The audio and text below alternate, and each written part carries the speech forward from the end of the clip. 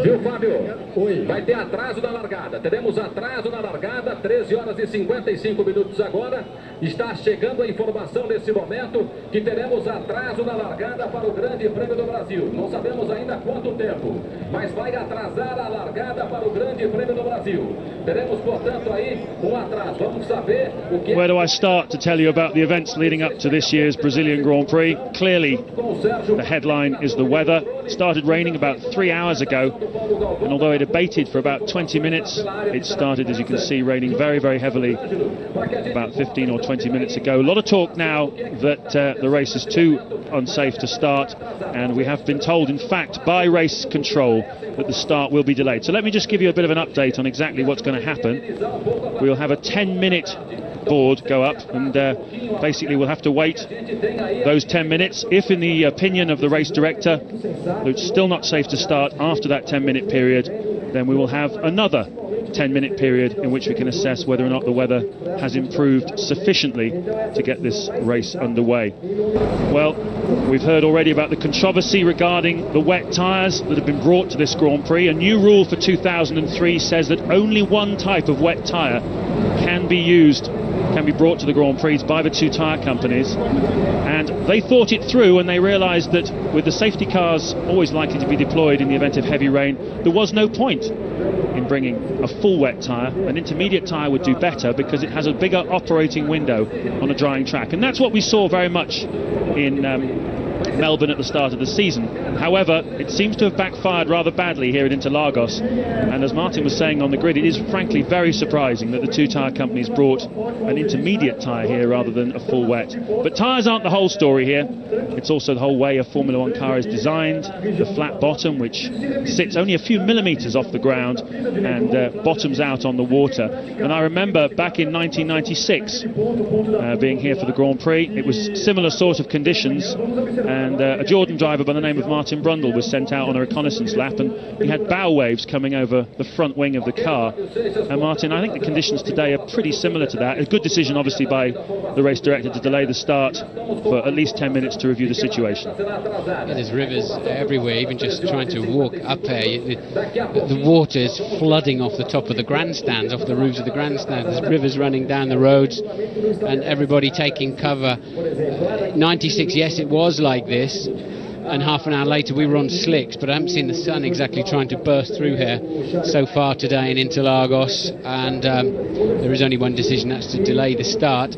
Has happened before in Formula 1 regardless of tyres, and it has to be said that I don't think there's a wet tyre in existence that would keep a Formula 1 car, just 600 kilograms of car with big fat tyres, and they're very, very happy to get up on top of the water and start floating along. It's the same on a road car that's got very wide tyres. They tend to aquaplane on a motorway where you've got a lot of standing water, as anybody will know that's driven those things, and Formula 1 cars are much worse than that in that they're so much lighter.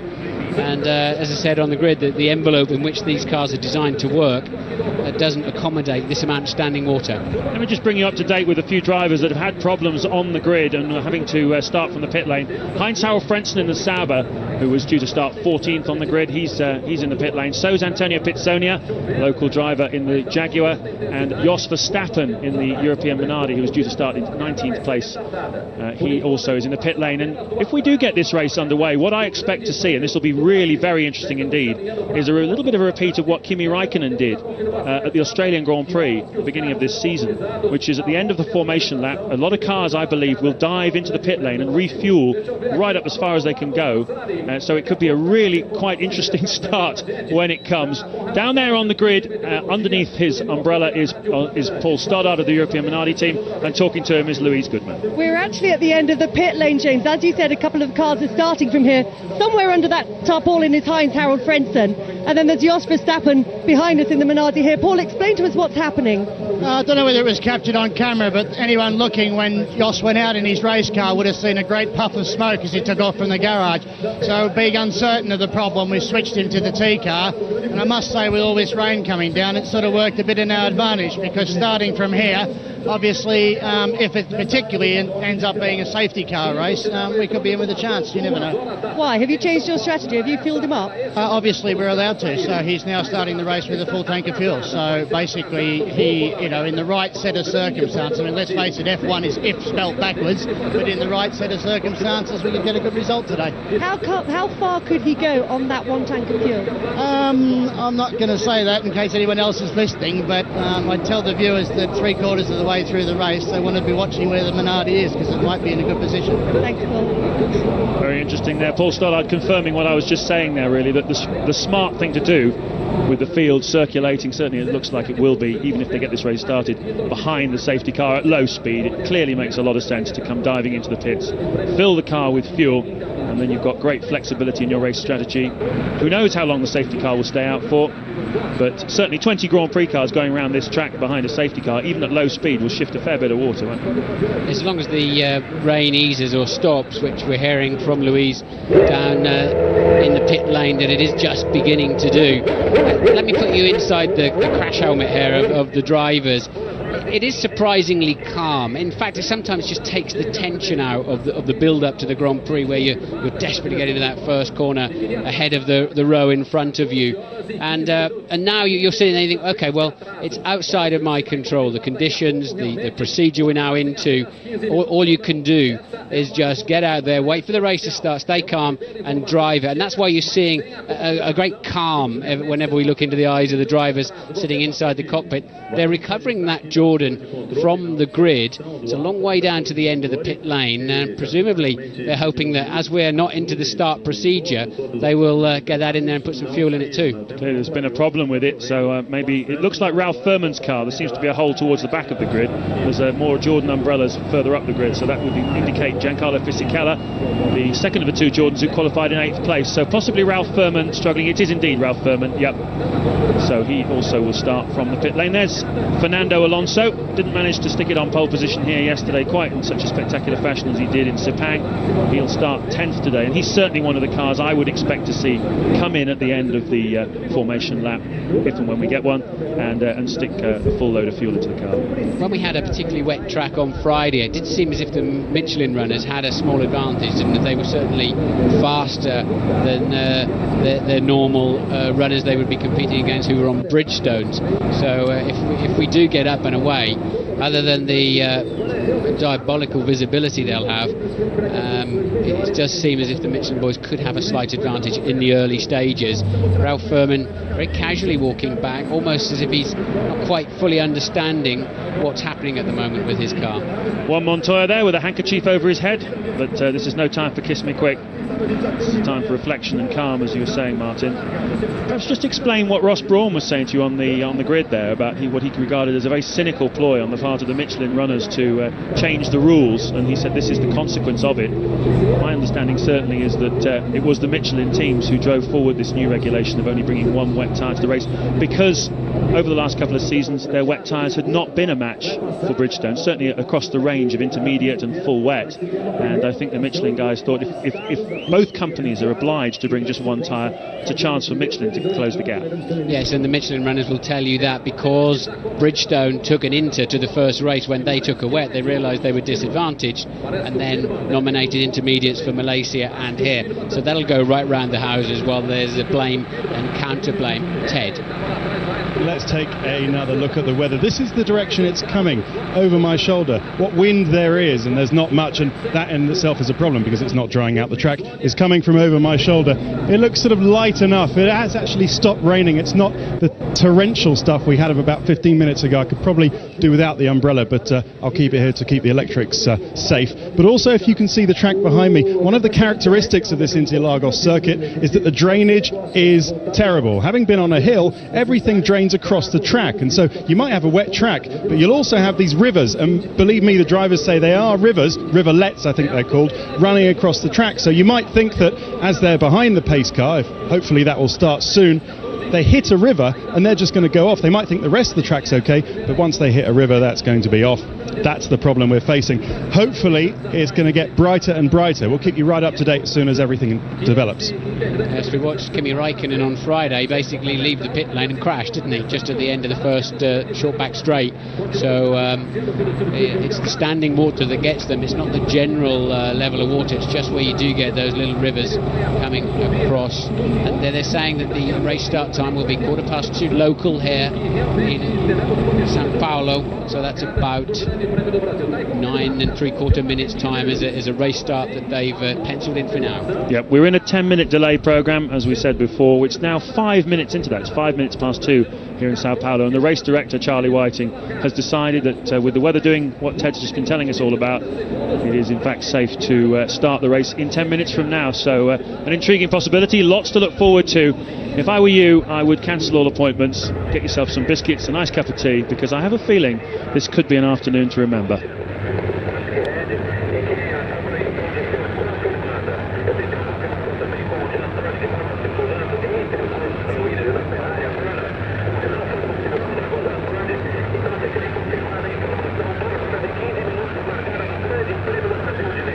Legal, Barrichello troca o capacete, hein? Piloto brasileiro Rubens Barrichello trocou o capacete. Pegando o outro capacete, capacete dele mesmo, capacete reserva, vamos dizer assim. Exato. Problema, portanto, Barrichello trocou o capacete. Vamos saber condições de tempo. Alô, Mazzari, parece que diminuiu a chuva aqui em Interlagos e a expectativa correta aqui até as 4 da tarde, Mazzari. Ralf Schumacher there in contemplative mode. Hasn't yet put his crash helmet back on again. We've got about 8.5 minutes until this race will be restarted, and certainly looking out of the window here, we're just positioned above the main grandstand, opposite the pit lane. We're opposite the Sauber garage, and looking at the puddles, doesn't seem to be rain hammering into them. We're in a sort of bowl here, natural bowl, and when it closes in the weather, the clouds just sit across everything, and you can't see beyond about 600 metres, but now that's lifting, and we can see the outskirts of Sao Paulo in the distance, and just the faintest hope that we might be able to restart this race at 2:50.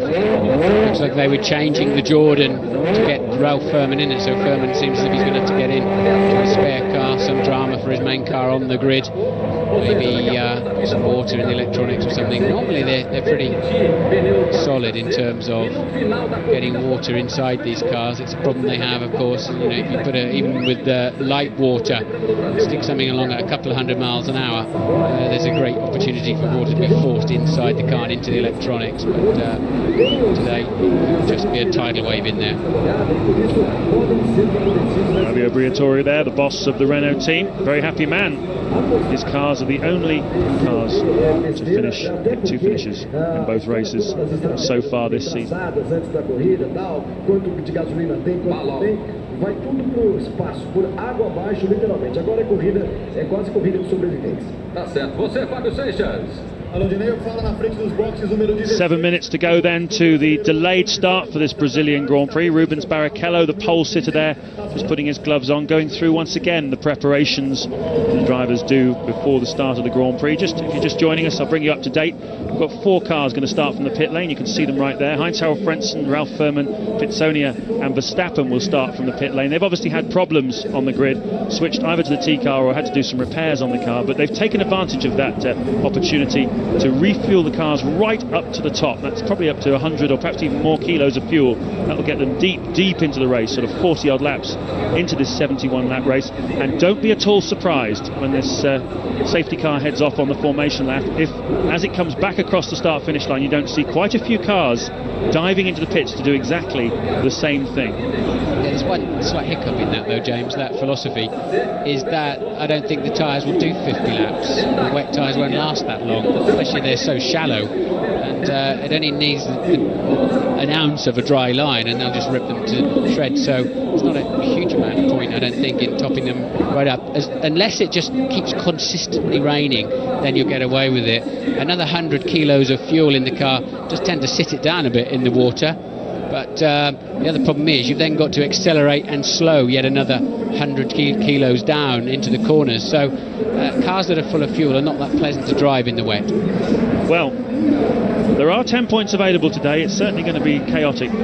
Wet, dry races always tend to be in Formula 1, but all the key players here, and that's certainly one of them, David Coulthard, will have in mind that at the end of this race, 71 laps down the road, however long it takes us to do them, there will be 10 points available for someone who keeps calm, keeps it on the island, keeps thinking clearly, and gets the car home. It's a shame in a way that the weather has been like this. It will be a safety car start, we're being informed by the race director.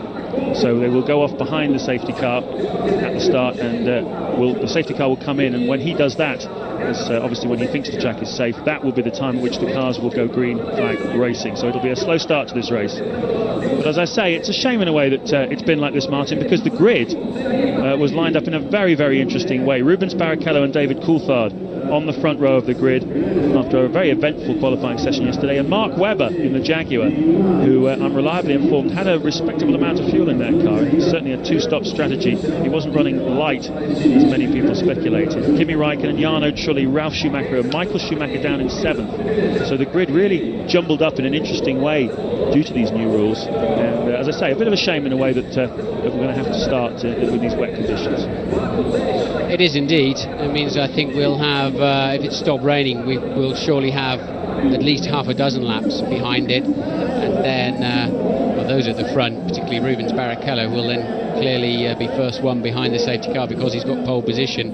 The other drivers behind him, the top 4 on the grid were all in the same tenth of a second yesterday, just hundredths between them, and they'll be ruining the fact that they maybe missed an apex by a foot or something, because anybody could have had pole in the first 2 rows yesterday. But it'll be a big advantage when and if that safety car pulls in. Yeah, as you say, the top 12 cars separated by a second. That shows you how much Formula 1 has closed up in a year, because last year the top 9 were separated by a second. So the fuel load certainly had a part to play in that, but Formula 1 very, very close at the moment, no doubt about it. So who's going to win? Well, Rubens Barrichello ahead of Michael Schumacher for the first time in his Ferrari career. We are now 3 minutes away from the start of the formation lap. That's an interesting position to be in for Rubens, especially with Michael Schumacher being 7th on the grid. This is an opportunity for him to keep himself ahead in the championship. And obviously from what we've seen in the past of the way Ferrari operate a system of not allowing the drivers to race each other, the longer Rubens can stay in front of Michael in the championship, the longer he has the possibility of winning that championship for himself. Yes, Rubens Barrichello still saying recently that he expects Ferrari to consider using team orders later in the season, which was an amazing thing to say. But we saw Barrichello just before we went to the break changing crash helmets, because you do still, even on that exploratory lap to the grid, and normally the drivers would like to do more than 1 lap, but of course under these new regulations, the fuel they qualified with yesterday is the fuel they have to start the race with. So now it's all about, as soon as they've crossed the line on their hot lap on Saturday afternoon, get off the throttle, coast back into the pits, try and save a half a lap of fuel, and therefore you don't want to go trundling around before the start of the race wasting valuable fuel you've had to carry through qualifying. So since yesterday afternoon, their single lap yesterday afternoon, the drivers have just had that one tippy-toe lap to the grid, but still you get saturated in the car, and that's when your helmet starts fogging up. Huge crowd here at Interlagos this afternoon, certainly the biggest crowd I've seen here since the days of Ayrton Senna, when the grandstands were all full. The samba rhythms used to start very early in the morning in the grandstands, and you can see there the intermediate tyres on the back of that McLaren. They do still heat the wets, as strange as it may seem, as they're about to splash through a load of puddles, but sometimes the wet rubber is harder than the slick rubber, believe it or not, but the heat is generated from the little tread blocks moving around, and also it's a different philosophy of tyre rubber compound, so they still do heat them up, but to a lesser extent. Whereas they might put the slicks up to around 90 centigrade, they'll try and heat the wets up to around 60 or 70, certainly in my experience, and therefore they want to keep the blankets on till the last possible moment. Let me just bring you up to date then on what's been going on here. It's just coming up to 2:15 local time here in Sao Paulo. We have had a delayed start because of the very adverse weather conditions, very heavy rain in the build-up to this Grand Prix. We've got 5 cars going to start from the pit lane. That's one of them, Antonio Pizzoni, a local driver in the Jaguar. Frentzen, Furman and Verstappen will also start from the pit lane. That's the view then as we count down towards the formation lap. There's the gaps from the cars that will not take the start. You can see on both sides of the racetrack. Rubens Barrichello on the front on your left. From that TV angle, it looked as if the cars were pointing downhill, but now you can see they're very much pointing uphill. And how dry the track looks up here on the start line is very deceiving here, very, very deceiving. You still see the rivers in the background, but it's lower down. This is pretty much the top of the racetrack. It's lower down the hill, whereas Ted explained earlier, the water just flows into this natural bowl and inevitably keeps just crossing the track, and that's where the problem is. Green lights are on then, safety cars away, and they will all have to fall into line in grid order, of course. And blue smoke at the back there, and that is not spray, somebody putting out a lot of oil smoke. Just be very interesting then as we go on this formation, this first formation lap. Remember, this is going to be a safety car start. You'll not see the cars stopping and then 5 lights down to no lights and away we go. This is going to be a very different kind of race start. We have seen it before in Formula One. It's certainly much safer, Martin, for the drivers into a first corner like this one particularly, which is even in the dry has had its fair share of incident over the years. Yeah, but you're not going to hurt yourself in the first corner. The problem is this pit straight. We know it's just a series of long lefts. You're unsighted, and the marshals cannot clear the cars out of the way, and you've got others steaming in. Maybe you can't even see the flags in these kind of conditions. The problem here for Charlie Whiting, the race director, is where does he get his information from? You've got a Mercedes out front that probably weighs 2,000 kilos, say 1,800 kilograms, 3 times the weight of a Formula One car. It's on fundamentally road tyres. It's a different animal altogether than those thoroughbreds that are following it along at about 60, 70 miles an hour, and so they can't really give solid feedback to the safety car driver. They've got to trust that some of the drivers are radioing in and giving information. Yeah, new thing this year also is that the team owners are in constant contact with race control via the audio systems that they have up on the pit wall. So I happen to know that the race director has briefed everybody to say that he wants, if we have a situation like this, he wants to hear from certainly the leading drivers, the more experienced drivers, via their teams what they believe the conditions are like. Clearly the guy driving the safety car will be telling the race director where the standing water is, and look at that, plenty of standing water there. The race director stopped and had a look at that about half an hour ago on a track inspection, and spent about 10 minutes examining the drainage down there. An hour ago we suddenly saw up on screen, and it had Kimi Raikkonen jump up out of his chair and leave his lunch to go and look at what they're doing. There was a fire engine and a hose. They were washing the track, which is a bit bizarre because obviously so much water's fallen. What they were doing is, where there's a river come across the track, so much mud has followed it, they had to actually put more water on the track to get rid of that mud. So the safety car coming up the hill out of the Yoncao corner. That's the pit lane entrance you can see on the right, and in a few seconds the Brazilian Grand Prix will be underway. This is, as you can see, we're one lap into it in fact. Rubens Barrichello behind the safety car. That was a 2.5 minute lap. Normally would be something around 1 minute 15. The race starts officially, as you said, James, as it crosses the line for the first time. The 2 hours started as the safety car pulled away. So this lap will either be 71 laps or 2 hours. The 2 hours is now 3 minutes underway, although they're now on officially the first lap of the Grand Prix. The lap before was the traditional formation green flag lap they would run if they were under their own steam, and we've got a Toyota in the pit lane. Yep, as predicted, Hannes at least has come in to put some fuel in. I'm surprised that more of them haven't actually, but maybe as you were saying, Martin, the concern is that if the track does dry out and you're fat with fuel, that the tyres will wear out. So they've obviously been doing some calculating. Having said that, of course, still going to be a few more laps behind the safety car. We may well see 1 or 2 more of them coming in and refueling. Look, you can't even see some of those cars. We can't see the cars in the distance, and that's when they're doing half speed.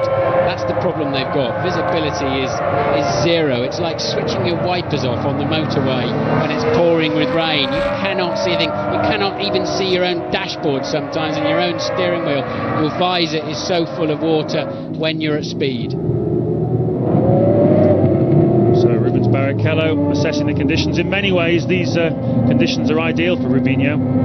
He's been on pole 7 times in his Formula One career, and quite a few of those have been in wet, dry conditions. He's always excelled when the conditions are uncertain, and he'll be sitting there thinking, oh, when this race starts I really am in the box seats here. David Coulthard's been very strong also in the wet. Won here back in 2001 in a wet race, beating Michael Schumacher in a straight fight on a wet day. Coulthard's mighty relieved, I know, because he actually trimmed his car out of wing, took a bit of wing out of it yesterday, expecting to need to pass cars during the race down this long pit straight, and of course that compromised him enormously for the wet conditions. Luckily, they decided today, just because of the diabolical conditions, you could lift the car a little bit, and just putting on the wet tyres lifts the car actually. They're designed to do that, which is a very clever little tweak. I only found out recently, so they get automatic ride height lift, try and clear some water just by putting the wet tyres on. But also, unusually then, they were allowed to change the front and rear wing as well. Normally they can just change radiator blanking panels and brake blanking panels, because clearly you're not going to be using the brakes anything like as hard on a day like this. Yes, that rule, that new ruling they were able to change just before the start of the race, the wings, was bad news for Michael Schumacher. As I found out just before this morning that he put a wet setup on the car yesterday for qualifying, because he thought it might be a bit damp here today. So yesterday, when he was slower than Rubens Barrichello, qualifying 7th on the grid, part of the reason for that, and you pointed out in qualifying actually, he looked like he had a different setup from Rubens. Part of the reason for that was he had gone with a wet setup, which means more wing in particular. And softer suspension, which is why his car didn't look anything like as lively as Rubens. Well, that makes sense, because we stepped off the plane here Thursday and everybody's saying the weather forecast this weekend is awful, and so we're not that surprised now it's happened. Although, of course, back in Malaysia it was guaranteed to rain during the race, and we never as much as saw a speck of it. The great news is that perched up here in the top of the grandstands, which makes me slightly nervous because they rock when Rubens fans start jumping up and down, the whole tube framework moves around, but into the distance it is definitely much better at the moment weather-wise, and so I'm pretty sure, James, this race will get underway at some point. Well, watching this race on television in a local hospital is one of our ITV colleagues. You may have read about it in the newspapers back in the UK, and we certainly wish her well. She's in an isolation ward there. No results yet on the test that she's had, but we wish her well and wish her a speedy recovery.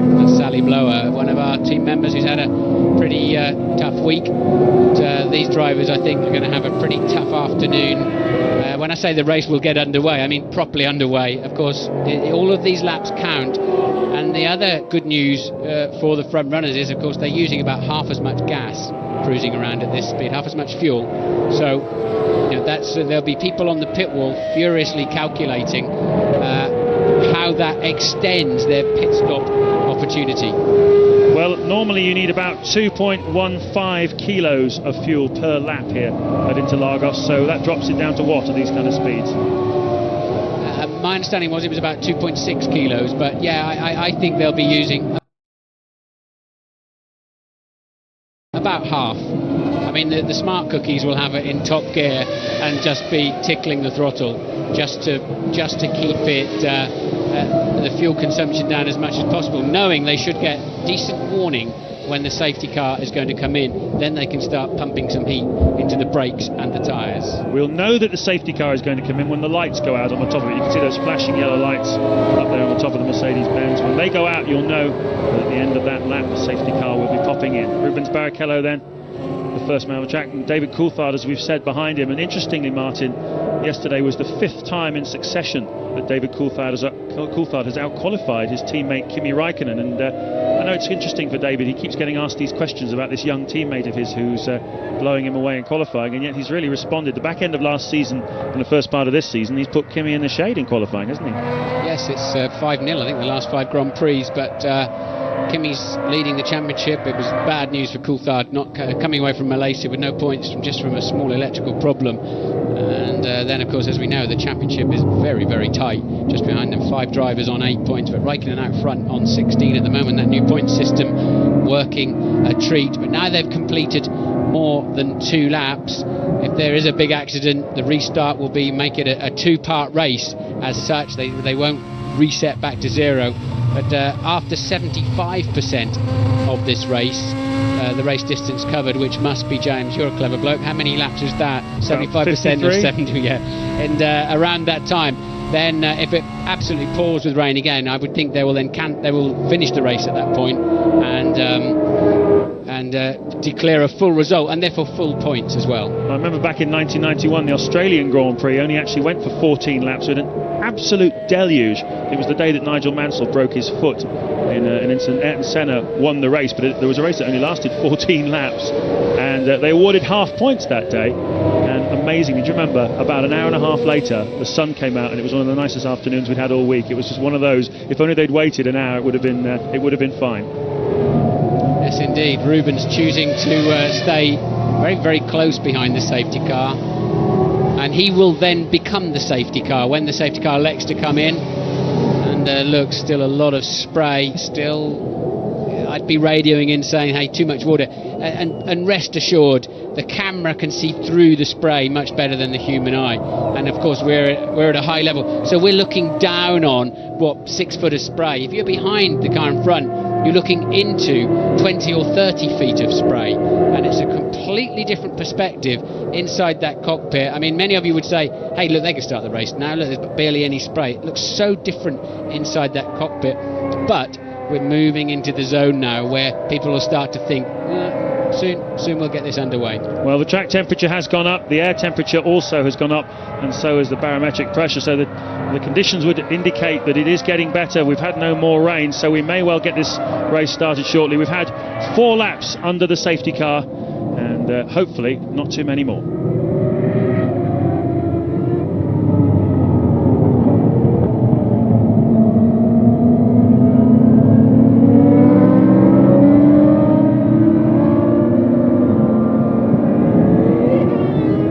Certainly you can see it's such a hilly track here. All the water from pretty much the whole place is coming down to this place here. It's the lowest point on the circuit, hence the standing water there, just in the middle of the track. Everyone taking different lines through there just to assess which is the best line to take for when they go green flag racing. Yes, indeed. But definitely the spray beginning to subside, isn't it? Looking better. That is where the cars get all lively at the back end, start aquaplaning. And those, we call it a left kink, 2 left kinks on that back straight. In the dry it is a left kink, it's a nuisance, still enough to wrench your neck off 50 laps into the race. But in the wet it actually becomes a corner effectively. So that's why it is so tricky in these conditions. Well, interestingly, the lap before, under the pace car, they were doing 2 minute 12 laps, and it's gone out to about 2:16 now. They're going a bit more slowly than they were. Doesn't necessarily mean anything, it's just the pace that the safety car driver is going at. I think it is, but I think that's also why Barrichello's hustling a little bit. He's pushing the safety car, he wants to go faster. Those flashing red lights would send me mad in the good old days. In my day, they were just a solid red light. You can't see them anyway. But following a car with a flashing red light like that just mesmerises you. It's not what you need.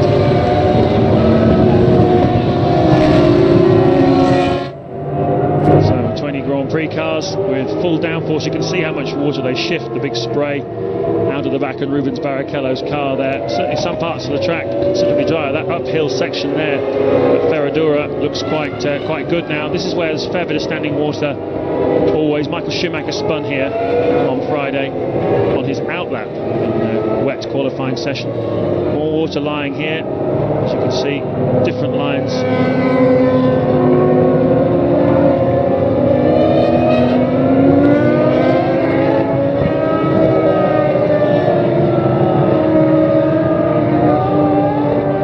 Waiting to get the safety car in so that we can go green flag racing here at Interlagos. We are 6 laps into a safety car started Grand Prix. They've been following this safety car now since the race director allowed the thing to get going at 2:15. It's a 71 lap race, and already, as I say, 5 of them down. We're hoping, given that the conditions here seem to be improving and the spray seems to be subsiding, that we might get racing fairly soon. Yes, under normal circumstances, James, with wet tyres, they'd be underway by now. I think they're really hanging it out with the safety car, knowing full well that everybody is on unsuitable tyres with those very lightly grooved, and that's what it looks like even at low speed. That's how little you can see. There's that red flashing light of the car in front that sort of disappears occasionally, and would certainly send me mad. But your senses go into, you become hypersensitive, and you're listening, you're looking, you're straining at high speed just to get an understanding of where you are and more crucially, where is the car in front of you. Ted? Martin, we've been monitoring Juan Pablo Montoya's radio down here. Thanks very much to BMW Williams, by the way, for the opportunity to do that. The good news he's saying is that the puddles of water which cause most of the aquaplaning have gone. The bad news is that the rivulets we were talking about earlier are still just as bad. He reckons we've got a good few more laps to go behind this safety car. Yep, well, that's down to the tyres again then, because we've started races before with more water than that on the track. So it's just, did you see the amount of slipping and sliding we had there on Michael Schumacher's car? That's because there's no temperature in those tyres. The pressure goes right down, and that is a major problem. It's an extra problem, James, because when the tyre pressure goes down, the car rides a little bit lower as well, and therefore more chance of the underneath of the car turning into a toboggan. It's the flat bottom cars, these. It's one of the big problems with the design of them on wet days. It's not just about how deep the grooves are on the wet tyres, it's about the fact that it's flat underneath and the cars sit about 2 or 3 millimetres off the ground. It's that close, and that's what causes the problems. When that comes into contact with puddles of water, the control goes completely, and as David Coulthard was saying on the grid, it becomes a bit like a rudder, really, the floor underneath your car steering you off into the boonies. Now, I know that race director Charlie Whiting is not at all happy about this regulation, because basically it puts it on his shoulders. The teams have gone for a gamble with the tyres. The tyre manufacturers have gone with the Inters. As I said on the grid, crazy knowing how many really extremely wet races we've had here in qualifying sessions. But of course now with a safety car scenario, let's put on to the owners, has put on to Charlie as to when to let these things go. But they're the ones that have put unsuitable tyres on and brought unsuitable tyres to Brazil. Yeah, Charlie being Charlie Whiting, the FIA's race director, enormously experienced man. Safety car is coming in at the end of this lap then. We've just been told by Mr. Whiting himself through the communication system here, as Giancarlo Fisichella into the pit lane from the looks of things. Well, I don't know why. If you were going to do that, you should have come in early, unless he's got a problem. But it looks like they're expecting him in, and they're just going to fuel it up and take a gamble. And they're changing the tyres, which is unusual. They've got warmer tyres, I guess. Tyres will be up to full pressure and temperature. You can scoot around now and pick up the back of the field. So Jordan, that's a tactical move then. They were waiting for that message to say the safety car's coming in. The problem is the amount of spray he's going to get at the back of the field is nobody's business. He's even behind all those that started in the pit lane. Indeed he is. It's been quite good news actually this for Cristiano De Mata, who qualified almost to the back of the grid, and with all the people having problems and other people diving in for tactical fuel stops, he's gone up to 14th on the grid, which is great news for him. So we're going to go racing here in Interlagos shortly. The grid then. Rubens Barrichello is first on the road. David Coulthard second. Mark Webber for Jaguar. We haven't talked much about him yet, but I've no doubt he'll feature this afternoon. Is third. Kimi Räikkönen fourth. Jarno Trulli fifth on the grid. Sixth, Ralf Schumacher. Seventh, his brother Michael Schumacher, who very unaccustomed for him, worst qualifying for over 60 Grand Prix for Michael Schumacher. Fisichella we've seen dive into the pits, means that Montoya has no longer got Fisichella in his way. He can attack Michael Schumacher from the start, and we've seen him pass Schumacher, and safety car starts here before it into Lagos. The tension then building, the samba drums beginning to beat in the grandstands. We're going to get some racing at Interlagos very shortly. It's good. I hate it when the commentators have to work harder than the drivers, but now they are going to have to work overtime. They're going to have about zero grip into the first corner. It's going to feel like greased ice because their tyres are cold, they're low pressure, everything's cold, and they've not had any warm-up this morning, no exploratory laps. The first time they go through turn one at speed is the first time since yesterday afternoon. A real challenge for these Grand Prix drivers. And look how Rubens Barrichello is bunching up the field. The safety car comes in, the crowd are cheering. Let's get back and have a look at what Rubens is doing though. He hasn't hit the gas yet. When's he going to hit it? Everybody's waiting. Webber's alongside David Coulthard. They're all waiting to see when Coulthard's going to drop the throttle and Barrichello's going to drop the throttle. Here he goes! Here he goes! Not a smart thing to do at all, Rubens. That's bunching the pack too much. He should have just taken a sensible run, and now Coulthard might punish him for that down into turn one. And as long as Coulthard doesn't go and lock his brakes, which he hasn't done, Coulthard takes an easy lead then. Barrichello outsmarting himself. Yep, David Coulthard takes the lead of the Brazilian Grand Prix from Rubens Barrichello. And, well, as you say, Martin, it didn't work out for him, that tactic. Mark Webber has managed to maintain third place. Kimi Räikkönen fourth, Trulli fifth, Ralf Schumacher sixth. But look at this, look at Räikkönen attacking Webber, and Webber's attacking Barrichello as Ralf Furman comes in. They're going to put the same ploy with Furman then, who we believe is in the spare car now. New tyres and a tank of fuel. They really should have just queued them up if they're going to do that, and done that before the race got underway. They're going to go a lap down. He's still struggling to get a gear too. There's Barrichello, he's second. Coulthard scampering off into the distance. Well, Barrichello seemed to not be all that confident with his car, and Webber attacks him down the inside. That's Heidfeld off the racetrack, but it looked to me as though Mark Webber in third place as the Sauber gets a little dusting of... oh, look at that, Raikkonen almost alongside Webber. They touched, I think. I'm not sure whether it was just a spray coming off as Raikkonen took to the curb, but Barrichello extremely cautious, it has to be said, and that's giving Coulthard the space he wanted, and he's not got any spray in front of him either, and Webber right in there too, look, for Jaguar in third place. It looks like the Williamses are on the move behind. I think Ralf Schumacher attacking the fifth place man, Renault of Jarno Trulli. So a great scrap going on there in that back bunch behind Raikkonen. Trulli, Ralf Schumacher, Michael Schumacher, and Montoya also on the move as well. Look at Raikkonen though, he's having a go at Barrichello. Can he make it stick? Can he make it yes, stop? Yes, he can. Oh, nice move. Runs a little bit wide, but he's got track position. Where's Mark Webber gone? Down to fourth. Yes, Webber is first, second, third, fourth, fifth actually for Mark Webber. I think I saw him coming into that corner.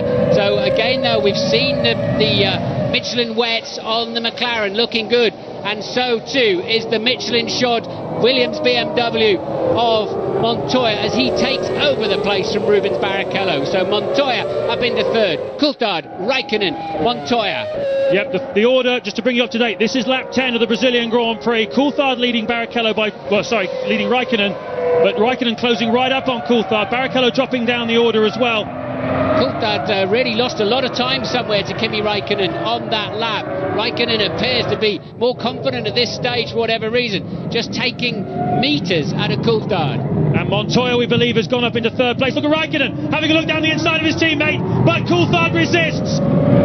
Teammates there having a good scrap. The Williams is joining them very quickly indeed, and Montoya having a pretty special start to this Grand Prix.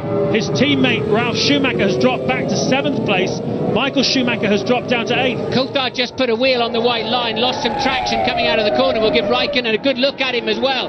Look at the amount of spray they've got. Remember, they're on intermediate tyres still, and Raikkonen will get a look up the inside of Coulthard. It'll be a brave move though against your teammate in these conditions, and he's made it work. Wow! Kimi Raikkonen puts down a marker for David Coulthard. Coulthard knew he couldn't chop across him. It's his own teammate. What's he supposed to do? Raikkonen forced him into a position where he just had to let him through, but Coulthard's got lost track. Montoya goes round the outside, up onto the wet paint. They're side by side. They almost touch down the back straight, and Coulthard gets out of the throttle. Brave move by Juan Montoya. Has he run wide though, Martin? No, he'll save that one. So the two leaders then, they've got so much more confidence than anybody else. They're lapping 2 to 3 seconds faster than anybody else on the racetrack. Raikkonen and Montoya, the car's working underneath them. They're feeling good about it. For whatever reason, Coulthard went off at a great pace, but now has lost confidence somewhere. Let's have another look. There's been an incident here. That's one of the Renaults, and that's Ralf Schumacher, probably Jarno Trulli. They were together in 6th and 7th places. Both of them seem to have resumed though. A little bit of contact there between those two cars. Here's your race leader though, the man who won 2 weeks ago in Sepang, Malaysia, Kimi Raikkonen. Yes, the World Championship leader by 6 points. And, car number 4 is off the track. That is Ralf Schumacher. We saw that happen, so Ralf off the track. And Raikkonen coming over to lead the Grand Prix. And look then, Michael Schumacher passing Barrichello too now. Yeah, Rubens Barrichello was in 4th place. Can't see where Mark Webber's got to.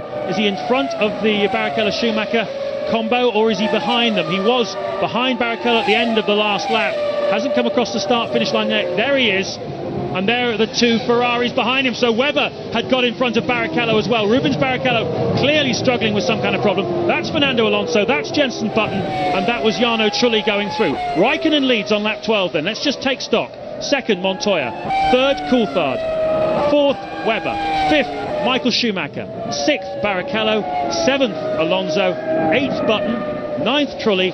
10th, Jacques Villeneuve. And what about this for Justin Wilson? Up 8 places at the start, and he's now up into 12th place. And what's really strange here is we've got Raikkonen and Montoya 3 seconds a lap faster than anybody else. Don't know if it's confidence, setup, tyre pressure, ride height, but those two are just so hooked up and they're just steaming away from the field, although Coulthard now beginning to come back a little bit to Montoya. Ted, what can you tell us? Martin, I'm down at the McLaren garage. It's fantastic. It's a pit full of extremely nervous but excited people. I think what we're seeing is no problems really with David Coulthard's car. There's no worry on the face of his engineers. What it is that Coulthard's a canny lad. He knows there are 60 more laps left to go in this race. Anything could happen. Let them go off and let's play the long game.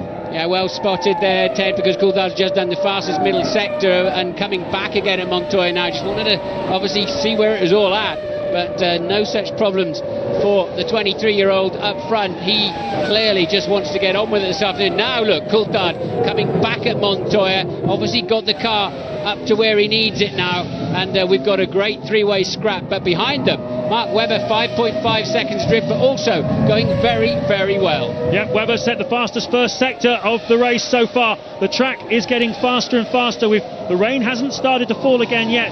Tremendous amount of spray flying around on the pit straight. We're just above it here, the main grandstands opposite the pit straight. That's David Coulthard, who was very bold here back in 2001, putting a move on Michael Schumacher to take the win here in the wet conditions. Today, a little bit more cautious, a little bit more circumspect, I think, is the order of the day for him. And you were talking about confidence a moment ago, Martin. Kimi Raikkonen said yesterday afternoon he was asked how much more confidence that win in Sepang has given him. He said, so much more confidence. I feel that there's no question marks around me anymore. I know I can do the job. I know I can lead. I know I can win races. And he says, I feel a weight off my shoulders. And that's from someone who's only done 2 seasons of Formula 1. I had lunch with him today and he was more relaxed than I was. He's just, it just all seems to go over his head. He's leading the World Championship. It's raining so hard that you can barely see outside the window. And the only thing that did catch his attention, as I said earlier, was when he saw them watering the track while it was raining so hard. But otherwise, he very much is a cool young man.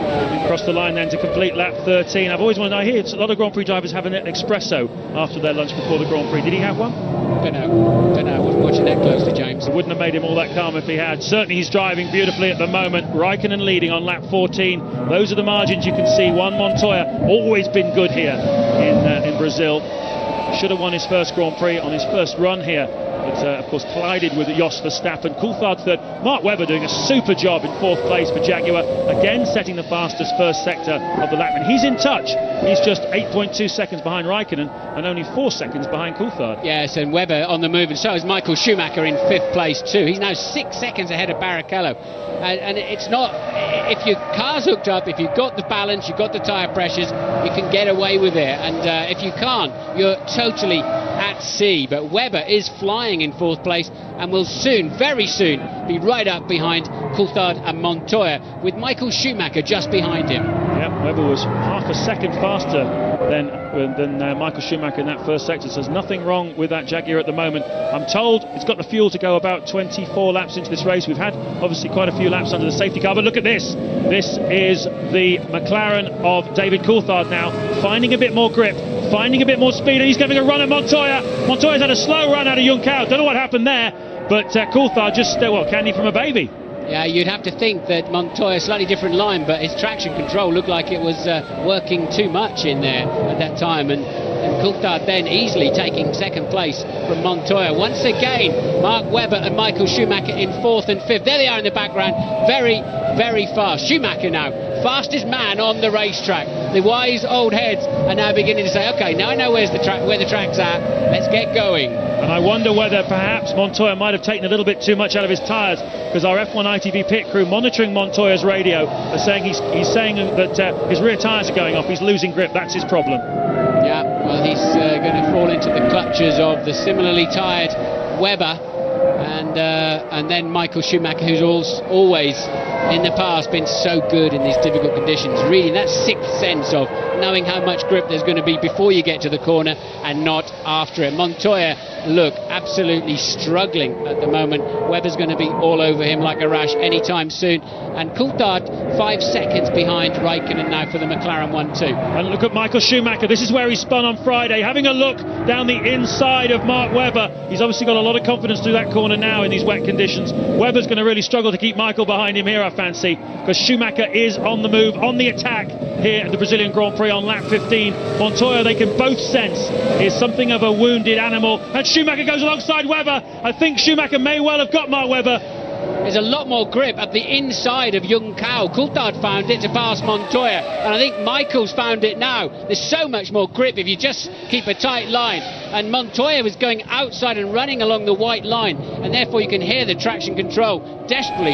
trying to hold up the engine and not spin the rear wheels. So there's a special line out of that last corner that needs to be found. Fastest man on the racetrack, David Coulthard, now 4 seconds behind teammate Raikkonen, who leads this Grand Prix. We've got a McLaren 1-2 on the track, as we have in the World Championship. Montoya there, struggling to resist the advances of Michael Schumacher. This is for third place in the Grand Prix. Schumacher fourth, Webber fifth, sixth Barrichello, now seventh Alonso, eighth Button, ninth Trulli, 10th Ralf Schumacher. And if he has burned his rear tyres a little bit, Montoya, it'll be in the traction zones. The exit of the very slow corners where he hurts. At high speed, the downforce somewhat compensates, but really seriously under pressure, isn't it? But this is where he'll struggle to get that traction, and that's why the Ferrari can slingshot out. Montoya won't yield too easily, but he's having to, because he knows he hasn't got the grip when he gets there. Michael just drives around the outside of him, confident that Montoya wouldn't tag his right rear wheel. Michael Schumacher then, beautiful pass for position. He's up to third now, and he's 9 seconds behind the leader, Kimi Raikkonen, on lap 16. What are the other margins then I need to tell you about? Mark Webber in fifth is 10 seconds behind the race leader. Rubens Barrichello dropping back even from Mark Webber now, over 7 seconds behind him. Coulthard just took best part of 2 seconds out of Raikkonen.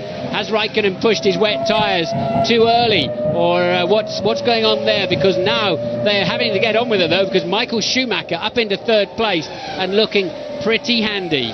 So what do we mean by burning the tyres? Obviously putting too much work through them. The concern there is that they need to get these tyres to last until their first fuel stops. Our understanding going into this Grand Prix was, as I said, that Mark Webber was going to pit around about lap 23 or 24 under normal conditions. The McLarens pitting sort of in the high 20s, Williams and the Ferraris possibly in the low 30s.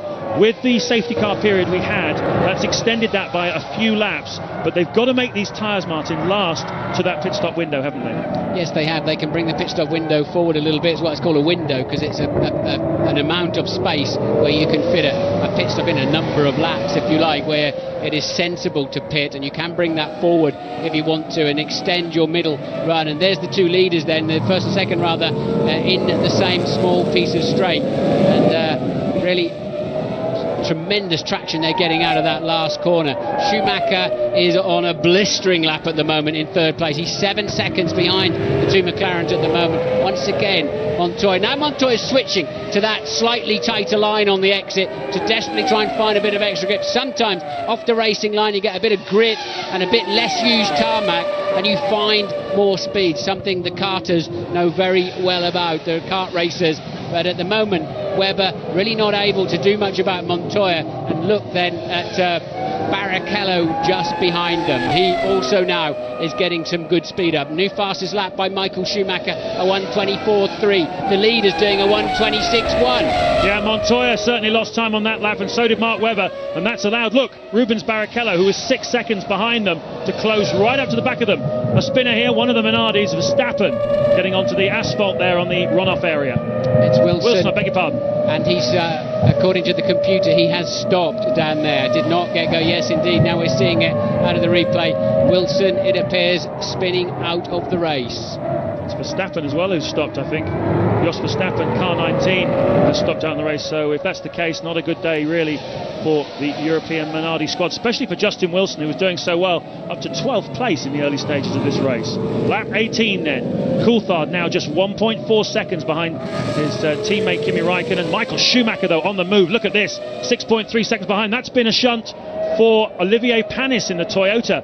He's ripped the rear wing off it. Down in 17th place, and with the big runoff areas they've got here now, has he been hit from behind? Oh, that's Ralph Furman about to come in and whack the back of him. How did that happen? Did Ralph touch somebody, or did he have a front suspension failure down that straight? And I think it's a front suspension failure. He had that earlier on, didn't he? Was it Melbourne? But what's happened is his front, maybe he's tagged a car earlier in the race, but the front just giving away, breaking like an egg. Well, I don't think I've ever seen it quite like that. Not a front right suspension like that. And a lot of debris on the track now for everybody to deal with. Montoya there, Michael Schumacher, as Webber. And Barrichello, pardon me. Sorry to interrupt, James, but Alonso getting into the action as well now. Jensen Button back there in 8th. So we're getting a little bit of a traffic jam behind Juan Pablo Montoya. And now we're getting quite a serious dry line in some of these high-energy corners where they really, with the downforces pushing the car down into the road, and they're beginning to clear some space. But a lot of debris down into turn 1. Safety car has been deployed. Well, Kimi Raikkonen had David Coulthard breathing down his neck. The Scotsman had closed up to within 0.4 of a second for him, so he's not lost too much to Coulthard, but they've both lost a lot to Michael Schumacher, who was 4.5 seconds behind them. Yes, he was catching them, but this is really what Michael Schumacher wanted, and it's going to take a little while to clear the debris away from this track, I think. The man who'll be most happy is Montoya. He's doing 1 minute 28s, and Schumacher's doing 1 minute 24s. He'd already fallen about 15 seconds adrift, and they're pitting. Yep. Coulthard, Michael Schumacher, all pitting. Yep, smart move. This is lap 19 then of the 71 lap Grand Prix. They were going to be coming in for a pit stop deep into the 20s probably. They're all taking advantage of this. Straight race then. How will they fuel this Ferrari? Can they get him out in front of Coulthard? They've dropped the front down very quickly. Did not change the tyres from what I could see. And Coulthard gets out and remains in front of Michael Schumacher. They were second and third. Raikkonen electing to carry on. Yeah, Raikkonen did not pit. Quite a lot of cars coming in now. Montoya, Barrichello, Alonso, Webber, Button, Trulli, Ralf Schumacher, Villeneuve, all in the pits. We've now got a near collision, Ted. Yes, it's depending on which teams are queuing the cars. Renault have queued the cars, taken both Alonso and Trulli in. Williams have also queued the cars. Ralf has just come in. Montoya almost hit Trulli as he was coming in. Raikkonen will be in next. I can tell you what they have done to Montoya's tyres. They just put them on. They've actually increased the tyre pressures, trying to help him with these wet tyres. Now we've got a problem with Trulli's pit stop. They're very late on the right rear tyre. So a lot of drama in the pit lane then. The job now, and it's good news for Coulthard and Michael Schumacher, because they've lost nothing on the racetrack and they're refueled. Raikkonen has lost out quite badly here because he didn't choose to pit. So you're looking at second and third place man who have had a free pit stop, James. Yep, and one would imagine that Raikkonen would have been offered the chance to come in first, seeing as he was the race leader. So one presumes that he said, no, I'll stay out. Coulthard said, I'll take it. And in they come, because otherwise they would have to have queued, wouldn't they? Raikkonen would have been in front, Coulthard would have to sat there waiting, and he would certainly have lost track position to Michael Schumacher there. Yes. So they're shuffling the pack then. Montoya did get out in fourth place. It appears that he didn't trip over Trulli in the pit lane. We're waiting for Montoya to go through the second sector time actually while they reshuffle the pack. And there you have then first, second, third, and it is Montoya. What's that in the middle? There's a Toyota in there somewhere. Where's he coming from, James? Good question. He was shown as being 12th at the end of the previous lap, so we'll wait until they complete this lap and we'll find out where D'Amata is. We're under a safety car here for the second time in the Brazilian Grand Prix. This is lap 20. Look at the debris.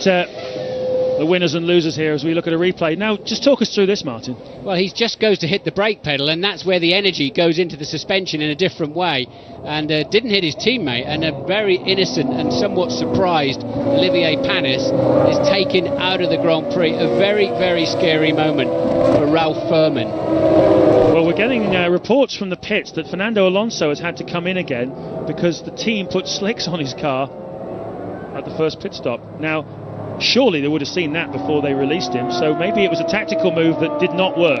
Too soon for the slicks. Either that or they've just, remember they're all in blankets, and sometimes mistakes are made with these tyres. Yeah, but when the tyre blankets come off before the guy releases, surely he would have seen they were slicks. There's a big difference in appearance between them, isn't there? There is, although because these days they've still got grooves in the slicks, but yeah, I'm not sure. The mechanics are really focused on getting the wheel on and getting their hand up in the air to say they've got their wheel. They're looking at the wheel nut. I don't think they're having a general look around at which tyres the driver's chosen. Chap there on his not on his mobile. I think he's on a walkie-talkie to the Chief Marshal, kicking bits of carbon fibre debris out of the way, and it's very sharp carbon fibre. You really do have to clear it away because a tyre passing over it, the shards of carbon fibre easily could get punctured. 21 laps into this race then, second safety car period. There's two drivers, just spectators for the rest of the afternoon. Ralph Furman on the left, Olivier Panis on the right, both involved in the same incident, and no doubt both as confused as each other about exactly why that happened.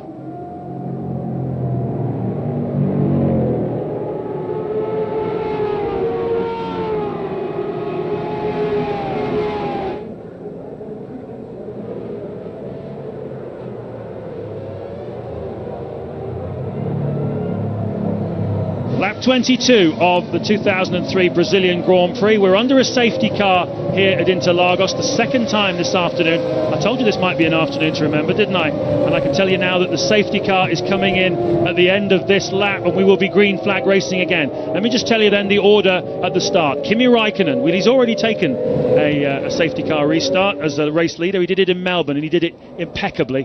Coulthard second, Michael Schumacher, he's the danger man for McLaren now in third. Before this safety car came out, Michael Schumacher was the fastest man on the racetrack without doubt. Cristiano De Matta has not come into the pits like many cars have, and so he's up into fourth place in the Toyota. Rubens Barrichello is fifth, he's pitted. Montoya is sixth, he too has pitted.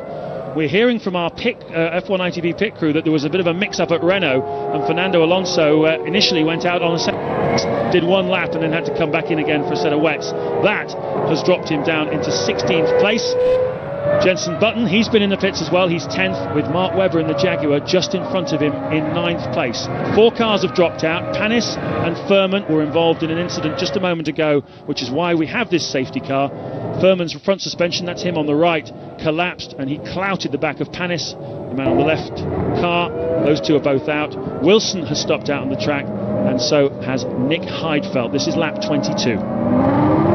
Yes, and you correctly reported what it said on the computer here a while back, James, that Verstappen had stopped, but he hasn't. Verstappen was running absolutely fine, so I don't know how that one came up on the computer here, but he's in 11th place in the Minardi. Now, before we saw Rubens Barrichello make a mistake when he should drop the throttle and really push this field. Will Kimi Räikkönen make the same mistake? Look, he's seeing if they're all there. He's going to do it on the turn into Junckau. Coulthard's ready for it. So's Michael Schumacher. Very, very experienced drivers, those two. The less experienced Räikkönen has got a good drive out of Junckau and up the hill. He's done it again. A very nice start from Kimi Räikkönen. De Matta's done well also in the Toyota. He goes through the frame. Barrichello fifth. They're not allowed to overtake until they cross the start-finish line as they do now. And De Matta attacking Barrichello. And look at this. Who's this coming at the inside? Wow! Was that Ralf Schumacher? Montoya it was. Montoya trying to have a go at Barrichello. He came from so far back. He did indeed, and Barrichello, I would imagine, had to just get out of the way then, otherwise he's going to be taken out. Montoya taking no prisoners whatsoever down into that first turn, and De Matta coming under pressure in the sole remaining Toyota from the Ferrari of Rubens Barrichello. He moves up then to fourth place, and Barrichello's back in front of Montoya somehow.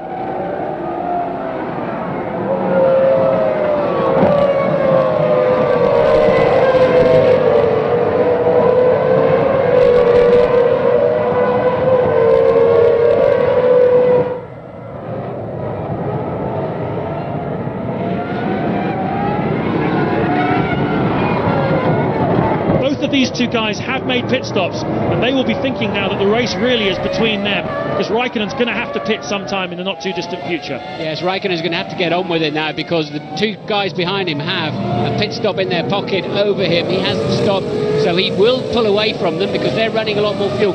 Coulthard electing to run that wider line through Junckau. He's still getting enough traction, but surely they looked like there was more grip on the inside there, certainly earlier in the Grand Prix, and good straight line speed for the Mercedes-Benz then of Coulthard, and he pulled away from Michael Schumacher. So McLaren 1-2, Ferrari 3-4. I don't really understand what happened to Montoya. Well, he's currently right behind Cristiano Di Matta in 6th place, Di Matta 5th. 7th is Pitsonia and the Jaguar, ahead of his teammate now, Mark Webber. Pitsonia has not pitted though, Mark Webber has. So clearly in that little battle, Webber looking better than Pitsonia. Jenson Button is in 9th place, he's pitted. So is Ralf Schumacher, who's 10th. Verstappen is 11th, he has not pitted. Fisichella has, so has Villeneuve. Alonso, we heard about his mix-up, he's had to make 2 pit stops. And Trulli and Frentzen, the only runners still. 16 cars on this 24th lap of the Brazilian Grand Prix. Raikkonen then, obviously he's been he's 23 laps into the Grand Prix. He's probably used the equivalent of about 17 or 18 laps worth of fuel under safety car conditions, but he surely is much lighter at the moment than 2nd and 3rd place man Michael Schumacher, and he somehow needs to make that count at this stage of the Grand Prix. Barrichello keeping a watching brief on this squabble for 2nd place. Well, bearing in mind what happened in Australia, presumably Raikkonen's hope is that this track will dry out enough in the next 10 laps or so that everyone will need to come in anyway to put slicks on. Do you see any chance of slicks in the next 10 laps? No, because wait till they come out of this chicane. I've been watching it for a couple of laps. There's obviously some residual water. Watch now, look, through turn 3. The amount of standing water, there's a river going across there. It hasn't rained for an age here. Some parts of the track are 50% dry, but you'll not get through that on slick tyres at the moment, so you'll have to stay with the wets. So we know that Coulthard and Michael Schumacher did put new tyres on as well, so they're not in danger of burning through the treaded part of their wet tyres. And big accident. Montoya and Pitsonia. It looks like Montoya on the left in the BMW Williams, Pitsonia on the right. Here's what happened, Martin. Yes, and got away from Pitsonia, aquaplaned, and I've got a feeling that Montoya's just going to have his own accident. No, he's already gone off. So Montoya, they both aquaplaned on the same. That's what I was just talking about in turn 3. And there's just new water coming from somewhere, James. Yep, there is. It must be coming out of some drainage hole or something somewhere. It's certainly a downhill section. The bit where we are at the moment on the pit straight is above that. And clearly water pouring out onto the track, and those two caught out by it. Well, the other drivers will be lucky in a way, because hopefully the teams are radioing them saying, mind turn 3, be careful in turn 3. But now, of course, there'll also be a lot of waved yellows. But if you back off with too much speed, you lose downforce, and you're more likely to aquaplane and join the party in the hedge. Well, Kimi Raikkonen is not getting away from his pursuers, just 1.7 seconds now ahead of Coulthard, with Michael Schumacher right behind the Scotsman, and Rubens Barrichello in the 2nd Ferrari also looking very strong. At the moment, you'd have to say there's not much to choose between the two types of tyre. The Bridgestone on the Ferrari is looking pretty good, so's the Michelin on the 2 McLarens, and Kimi Raikkonen will be ruining that decision not to come in for a pit stop when the safety car came out, because at the moment it looks as though it might be likely to cost him a race win here. The race, you have to say at the moment, is between Coulthard, Michael Schumacher and Barrichello, this 2nd, 3rd and 4th battle. 46 laps to go here. There's tension, unbelievable Grand Prix. Yes, there's a long way to go yet, James. I think there's mistakes to be made. There's still some strategy to play out. Pitsonia, he just went off and had his own accident really, and just collected up the residue of Montoya's own accident. Of course, they tagged in the first. He's the man that he couldn't help it, knocked off Montoya's wing in that sort of multiple shunt in turn 2 in Malaysia 2 weeks ago. So Pitsonia, well, I don't think there's a lot he can do about it. The trouble is, you know, you go through a corner 24 times and it's okay. Go through the 25th and the water's a millimetre deeper, your tyres can't quite cope with it, and as I say, you're turning in, it suddenly becomes a canoe. This is the battle then at the front, the top 4 in the order you can see. There's a superb scrap as well going on for 6th place between Mark Webber and Ralf Schumacher in the BMW Williams. Louise, what can you tell us? Drivers already probably having problems with standing water. I think they're about to get a bit more. Schumacher's on! Michael Schumacher has crashed, sorry Louise, but as Martin spotted, Michael Schumacher's gone straight on in the same place as Pitsonia Is it? Yes.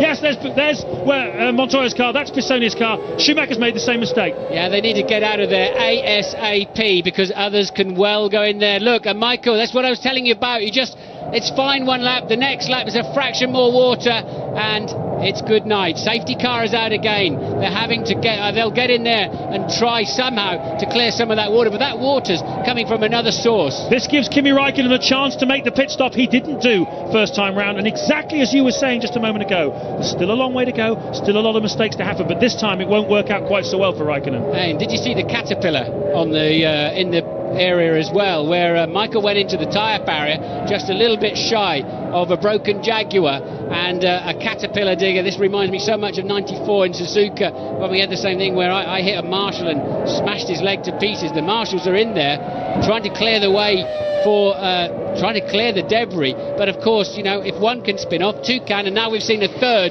go off on the same water. The safety car is going to pick them up after the critical corner, unfortunately, because that's where the pit exits.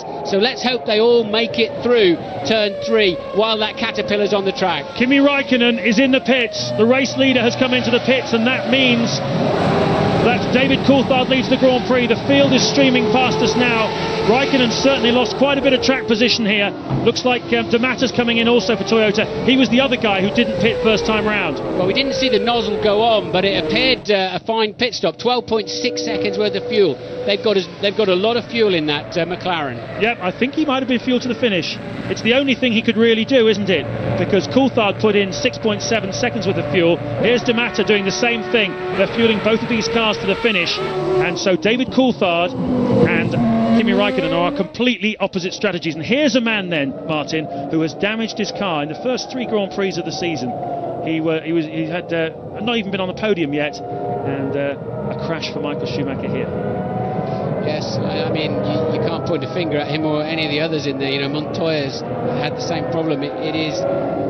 They're on the wrong tyres if you've got a strange situation like that, because if you look around the rest of the track, it's absolutely fine. It's intermediate territory where they are now on the other parts of the racetrack. But for some strange reason, I mean, when it rained earlier on, James, you know, a couple of hours before the race, it was just unbelievable, wasn't it? The rain's bouncing about a metre off the road when it comes down, and somehow or other that water's beginning to re-find its way onto the racetrack as Michael Schumacher muddies a pair of his boots to get back to the pits. Just to clarify what I was saying a moment ago then about Coulthard and Räikkönen being on different strategies, we believe Coulthard will have to stop again definitely later in the race. He's leading at the moment, waiting to see when the cars come across the start-finish line exactly where Kimi Räikkönen fed back in. We haven't seen him come through that. There he is. He's behind the Jordan, and that means that he's around about 9th or 10th place. We'll wait and see in a moment.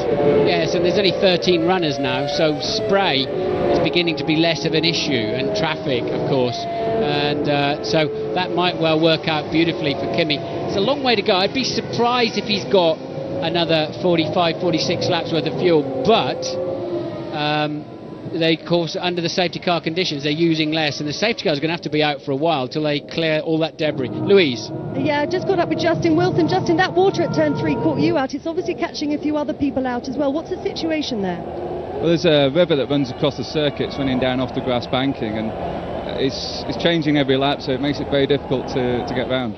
Is it just a solid stream of water coming across? Yeah, pretty much. I mean, where it's positioned seems to be slightly different each lap, and sometimes it's the first river that's quite bad, and sometimes it's the second one, so that's what caught me. Thanks, Justin. Thank you, Louise. Sorry I had to cut across you when you were putting a piece in earlier on, but had to get in there and get into the Michael Schumacher situation.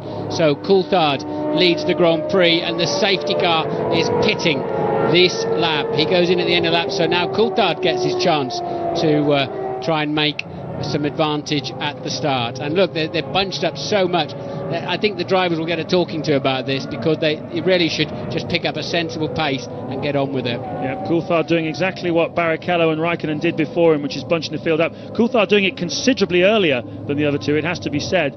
We're still, well, 2/3 of the way around the lap. You can see the lights have gone out on the safety car, but it was around about here that Räikkönen and Barrichello started to bunch them up. No, it wasn't actually, but I'm just thinking it through, that comment I've just made, because it's a long, long, long way to the pit lane entry, and of course they don't want to have to try and pass that Mercedes before it gets into the pit lane, so he needs to make himself some space.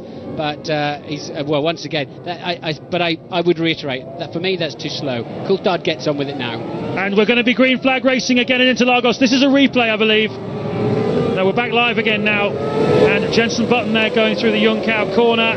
There's the safety car going into the pit lane. He's safely off the racetrack. David Coulthard then will bring them round on lap 29 of 71, and what a great restart he's had. And it's Barrichello who's under pressure now for Ralf Schumacher, who goes around the outside. What a move by Ralf Schumacher. Oh, but Rubens is back again on the outside, side by side, into the danger zone. This is where all the water is. They both safely through it. Mark Webber watching it all from behind in 4th place, and now Webber is attacking the back of Ralf Schumacher. What a restart. Some brave moves going on down there into turn 1. It's great there because it's wide piece of track and there's equal grip all the way across the track, so it's worth having a go. Inside, outside, you really can't defend your line. And Ralf Schumacher, having had a bit of a nothing weekend, suddenly sees a great opportunity. Yep, he's 3rd now, he's on a podium position. You want to talk about great opportunities, let's talk about this Jaguar. Mark Webber, fastest in the wet qualifying session on Friday, as Ralf Schumacher has another go at Barrichello, and now he finds himself here in 4th place in the Jaguar. He could get any kind of result here this afternoon. Yeah, he's a genuine front runner this weekend. The Jaguar and Mark Webber has been a great combination, and well, let's hope he can make it pay off with some World Championship points there first of the year. Webber right in the hunt, and he'll be loving it. He certainly looks like he belongs, doesn't he? He's a very composed young man, this 26-year-old Australian, and up the hill they go, you see. And look at Jenson Button then, he's the white car behind Mark Webber. Button up to 5th place, also had a solid if quiet afternoon so far. Alonso, who had that bizarre situation we understand of the wrong tyres on, therefore made 2 stops, he's up to 6th now already, so the traffic suddenly is not such an issue. This is where the river is. Does it look like it's abating a little bit to you, just subsiding? Yeah, a little bit, isn't it? But it certainly helps if you keep putting the cars over it, as the wet tyres return that water up into the sky from where it came, and slowly but surely it will take the worst of the problem away. So we have had 3 safety cars. The first one was to get the race started in the first place, but I have to point out to you, it hasn't rained at all since this race started at 2:15. It hasn't rained again. The reason we've had the other safety cars has been because of accident damage and clearing the track away. So at the moment the conditions seem pretty good. The cloud base is high, and that is Jos Verstappen, who this time definitely is retiring from the race. We couldn't really see. It's the famous puddle at turn 3 again, isn't it? And so that's claimed then 2 Minardis, the Williams of Montoya, Pizzonia's Jaguar, and the great Michael Schumacher. It's claimed more than Beecher's Brook, hasn't it? He has, and he didn't make it as far as the boonies, but he did seem to lose the engine, so Verstappen does now drop out of the race. David Coulthard then leading Rubens Barrichello. We've seen a few choice races between these two over the years. Combatants back in British Formula 3 a few years ago, it was Barrichello that won that championship. We've seen them racing in Formula 1 a few times as well. Both of them in the past have been considered the understudies in their teams. David Coulthard to Mika Häkkinen, Rubens Barrichello to Michael Schumacher, but both have shone on their day many times, haven't they, Martin? They have indeed, and this is good territory. They're both older and wiser now. Ralf Schumacher's got plenty of experience as well, the 3rd place man. Where's Kimi Räikkönen? He's now up to 7th, but lapping, he has, remember he's got a lot of fuel to cover, lapping some second a lap slower than Coulthard and Barrichello, so at the moment Räikkönen with a bit of work to do. He's best part of how far behind the race leader is he? He's a full, must be more than 7 seconds, maybe not, but the computer's showing him 7 seconds behind Coulthard. Yep, 7.6 it says on the computer, and if he's sitting there with enough fuel to go to the finish, and Coulthard, Barrichello, and we believe Ralf Schumacher and Mark Webber and Jenson Button in front of him all have to pit again, Kimi Räikkönen's not looking too shabby, even if at the moment with that heavy fuel load he's lapping, as you say, about a second off the pace of his teammate who's leading this Grand Prix on lap 32. 71 lap Grand Prix, I remind you, so we're approaching half distance. Wow. I feel like we've been working for hours, don't we? It does indeed. But it's amazing, isn't it? Both McLaren drivers could have won both of the first 2 Grand Prix of the season. What a turnaround from last year. Coulthard then, as I said, this is purely intermediate racetrack stuff until he gets here in the heart of turn 3, and the car just moving around a little bit. It just balances the throttle, just releases the grip on the steering wheel, and not put too much energy into the tyre, and hope and pray that you can get through it on that particular lap. Well, we haven't been able to see very much in-car footage today, presumably because the helicopter, which relays the pictures, has not really been able to fly. Oh, and that's Button! He was in a promising position, 5th he was, and he's gone off now. Is that the same place? Yep. He's gone off further round, though, and then he put some opposite lock in. That was a big accident. Safety cars on standby, but Button was further round turn 3, corrected the slide, and then unfortunately the front tyre did bite, and bang! Straight to the scene of the accident. I'm pretty sure he'll be just fine, because the tyres did a good job of slowing him down. Safety car is out again for the 4th time this afternoon. And what's the value of the machinery sitting on the outside of turn 3 there? It's just broken bits of racing car. Ferraris, BMW Williams, a BAR now, a Jaguar. I tell you what, if moving it to one wet tyre was to save money, they've blown all that in the wall today. Absolutely right. I have a feeling we might see a little bit of a change to that regulation. Although how we'll achieve that change, that's quite a different matter. Jenson Button there looks pretty unhurt by his impact, but just blowing his cheeks out there. That was obviously quite a big hit for the British driver. That's the HANS device just sitting on top of his helmet as Pitsonia comes into the pits from... can't see where he was. 8th, I think it was. Yeah, it's Webber, I beg your pardon. It's interesting that, James, because Jenson's car got up quite a bit later than the others. He was 2/3 the way round that corner. They were losing it in halfway round, and I just wonder if the water source is changing a bit there, because that was a different accident to all the others. It would be nice to have a camera down there actually to see exactly what's putting the water out onto the track. It must be some sort of pipe that feeds down. There's a lot of hospitality areas over there, a huge tented village, lots of corporate guests overlooking that famous Senna S. It's a bit of prime location for the corporate hospitality, and I just have a feeling there must be a drain pipe feeding out onto the racetrack, and that's what's catching everybody out. Maybe they're throwing the prawns and smoked salmon out there or something to get some entertainment, but plenty of entertainment so far in this Grand Prix. They are on lap 34. Coulthard leads behind the safety car.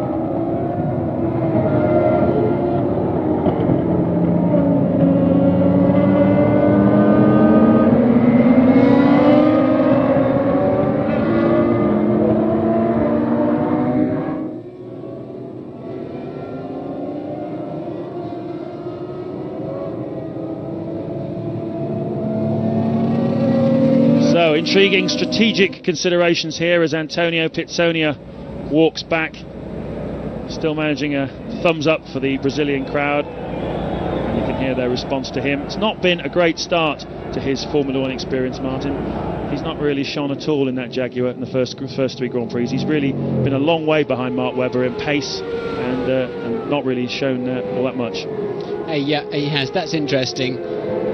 Coulthard, Barrichello and co were heading off to find a little bit of water down that pit straight, as are some of the others. So now, other than the main river in turn 3, now they're actually beginning to burn these tyres out, and that's a double problem for turn 3 then, because as soon as the rubber starts being burned down, worn away, they're even more prone to and that's Ralf Schumacher. That's a replay of an incident earlier in the race, and already then we're beginning to see problems in that corner. But of course, as soon as the tread starts wearing off, then they're going to aquaplane even faster. Yep, they're using the that's a nasty one, isn't it? They're using the soft intermediate tyres. That's the Ferrari of Michael Schumacher. That's something you don't see every day. And the corner workers there having to dive out of the way as well, but they're on standby. They really are on red alert for everybody that's coming to join them here this afternoon on the outside of 3. That's Buttons. You see the front tyres, as Martin said, just bit, and that was a bad hit, wasn't it? It was indeed. The double layer of tyres doing a great job there.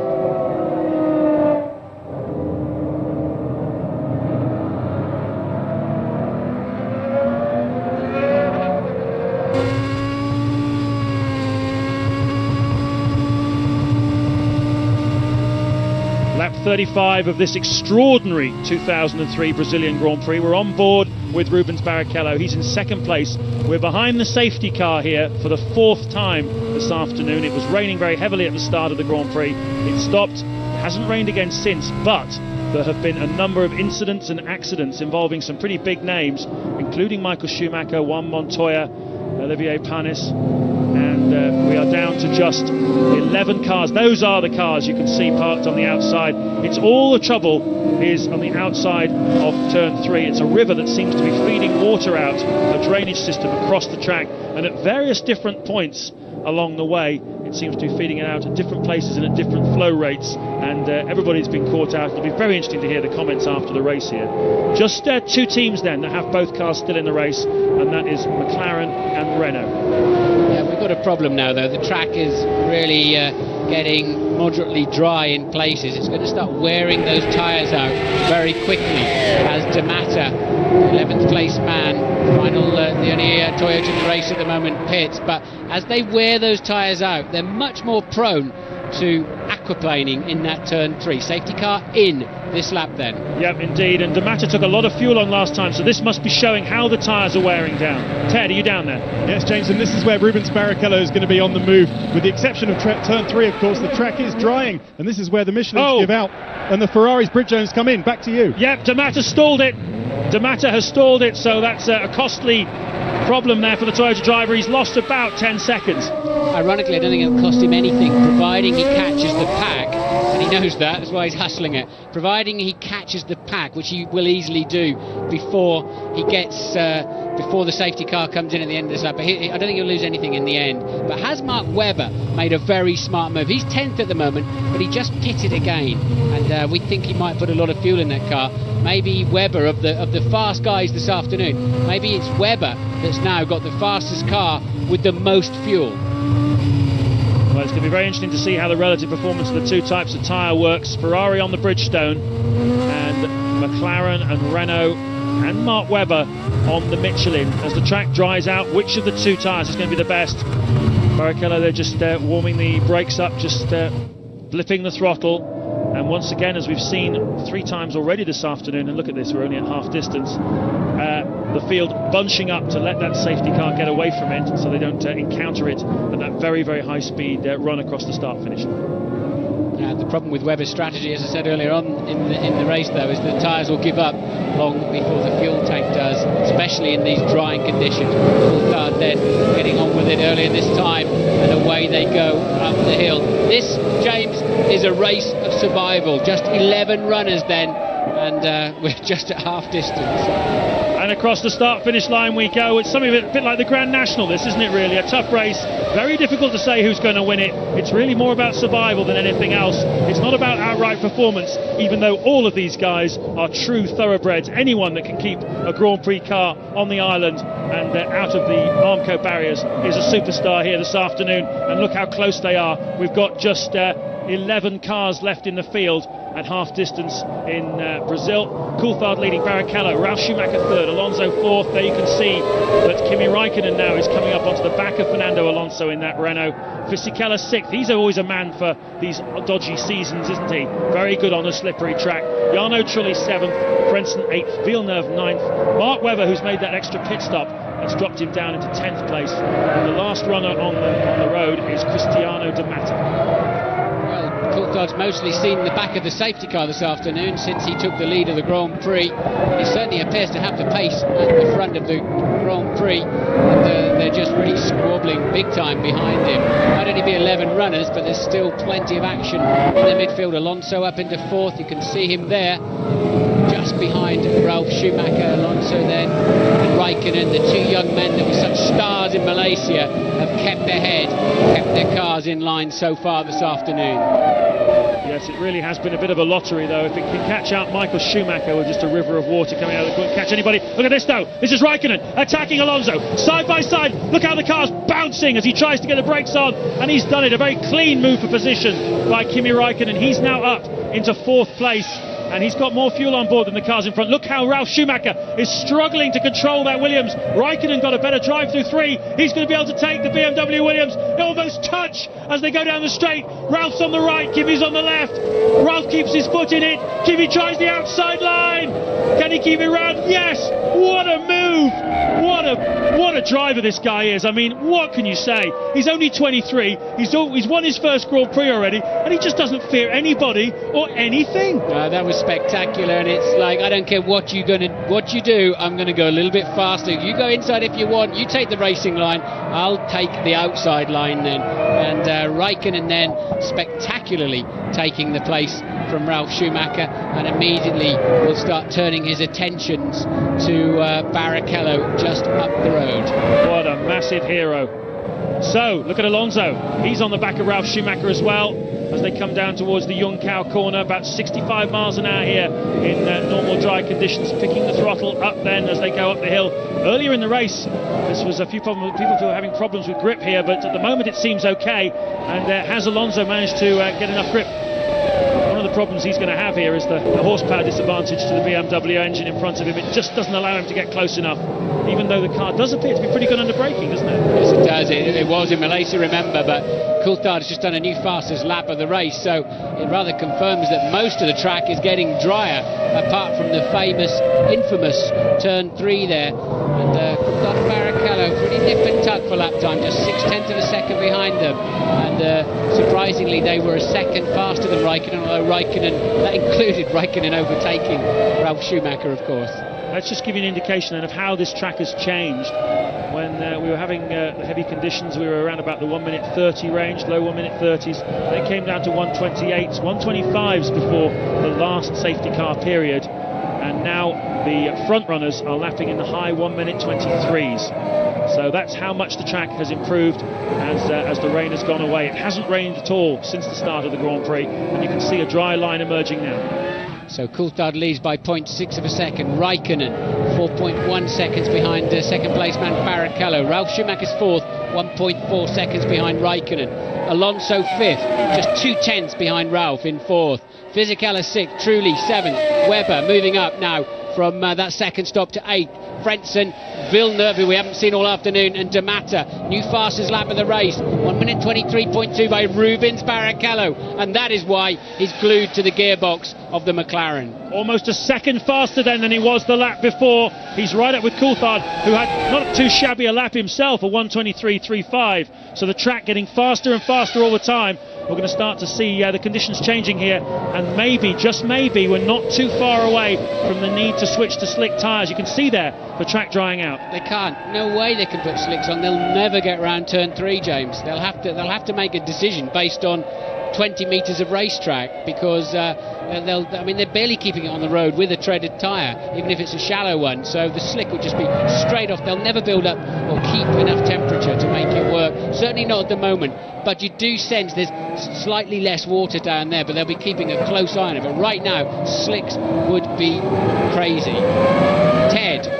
Martin, I've come down to the inside of turn 3. What it is, I don't think you can see it on the camera angle that they're providing. It's a big amphitheatre of a semicircle of grass bank. That's on the outside of the corner. And there are 2 or 3 drainage ditches pouring the water under the Armco and onto the track. The problem is, where the rivers are coming onto the track, it's precisely the point at which the drivers are nailing the throttle to get good traction for the main straight.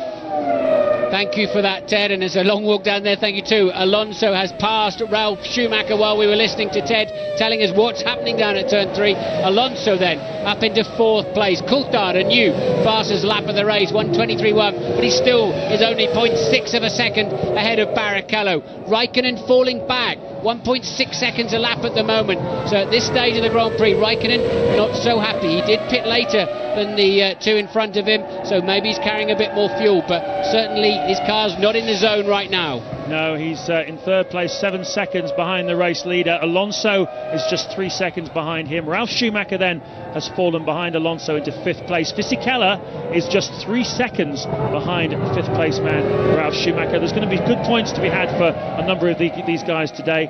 Trulli is 7th. He's had 2 points finishes already this season. Webber is 8th, the last man in the points, but he's definitely still a threat, having changed his pit strategy. It's going to be very interesting to see how it shakes out for him. Frentzen 9th, 10th Villeneuve. Look, that's a replay of Alonso and Ralf Schumacher. It's good stuff if Alonso gets round the outside of Magullo. The kids are driving all round the outside of him this afternoon, and that was extremely impressive from Alonso.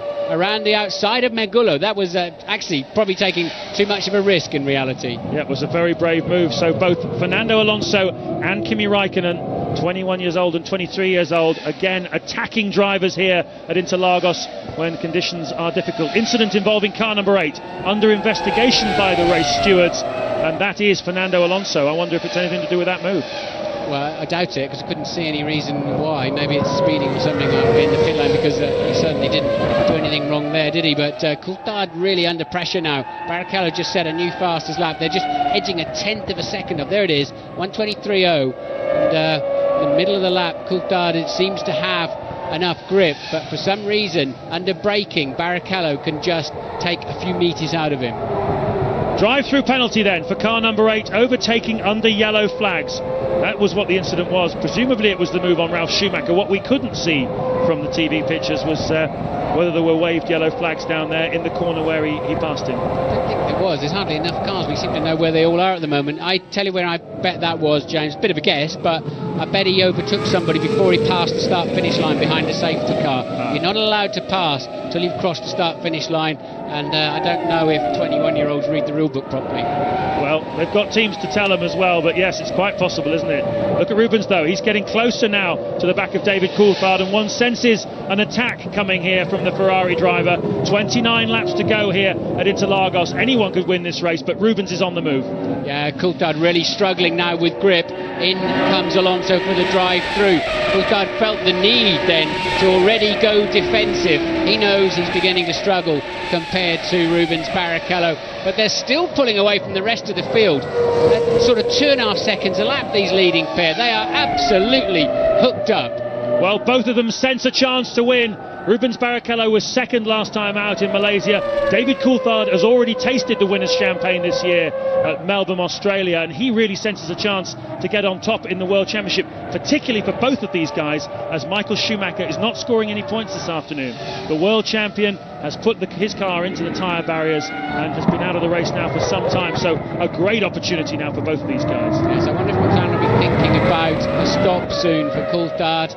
Seems like he's struggling for mechanical grip. He's understeering a lot in the high speed. He's struggling a bit on traction as well. And as I said, the Ferrari definitely got Barrichello definitely more confidence under braking. Well, Coulthard pitted on lap 19. We have had 3 more safety cars since then, but certainly his fuel would have taken him under normal circumstances sort of into the mid-40s. So he's probably going to run out of fuel before too long anyway. And maybe, as you say, he might feel that a change of tyres is the right thing. Rubens Barrichello, we believe, also has to stop again.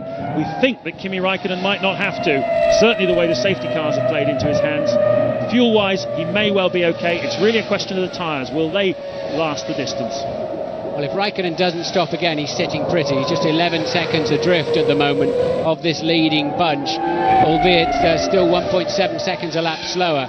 And this pair are just absolutely driving away from the field at the moment. They're racing each other, they're pulling each other, pushing each other, and do not want to yield. This whoever wins this race today, I'm sure, will put the trophy somewhere very special. This is such a sporting challenge. It's very, very difficult, and whoever wins this race today will well and truly deserve it.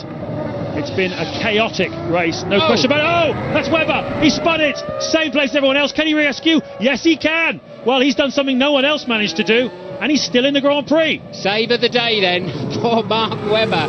That was amazing. Looked like he was on his surfboard in Bondi Beach, didn't he? Hooked it all up and just carried on. Nicely done. Best save since Gordon Banks. Fantastic. So, lap 44. Look at this battle here at the lead. for the lead between Barrichello and Coulthard. This time round, Barrichello not quite so close to David Coulthard. And he's made a mistake, and Barrichello's through into the lead. Listen to the crowd. Fantastic performance. Looks to me like there's more water coming out on that track as well, down there outside of turn 3. Rubens takes a wider, higher line, and the crowd don't like that very much, do they? The boy who grew up 2 streets away from this racetrack now leads the Grand Prix, and I'm sure McLaren anytime soon are going to be bringing Coulthard in for a set of tyres, because he's really been struggling for a few laps now to hook the front of the car up. He's burned the front tyres out, and their pace still remains quite sensational compared to the others. And look, drifted in, maybe just snatched the front wheel under braking and couldn't get the nose of the car into the corner. Barrichello says, thank you very much, I'll have a bit of that. What do you think caused that then? Was it just a little misjudgment on the brakes, or...? There's a bit of that, but as your front tyres go, it's much easier to lock them as well as they start giving up grip. But you could see he's been hanging on. Barrichello had the faster car, the faster line, whatever it was. And Coulthard then, Barrichello scampers away with a stunning middle sector, much faster than anybody else has been all day. Crosses the line in the lead of the Grand Prix. Barrichello has been released and is off. Indeed he is, and already half a second faster than he was on the lap before. He's being lifted by the crowd. He feels their support. He wants to win here more badly than he's ever wanted anything else in his life, probably. And if he can just keep it going, this is lap 46 of 71. What a hero he's going to be in Sao Paulo, Brazil. So he was some 2.5 seconds quicker than Coulthard on that lap. We saw, of course, Coulthard running wide, losing time, so that accounts for some of it.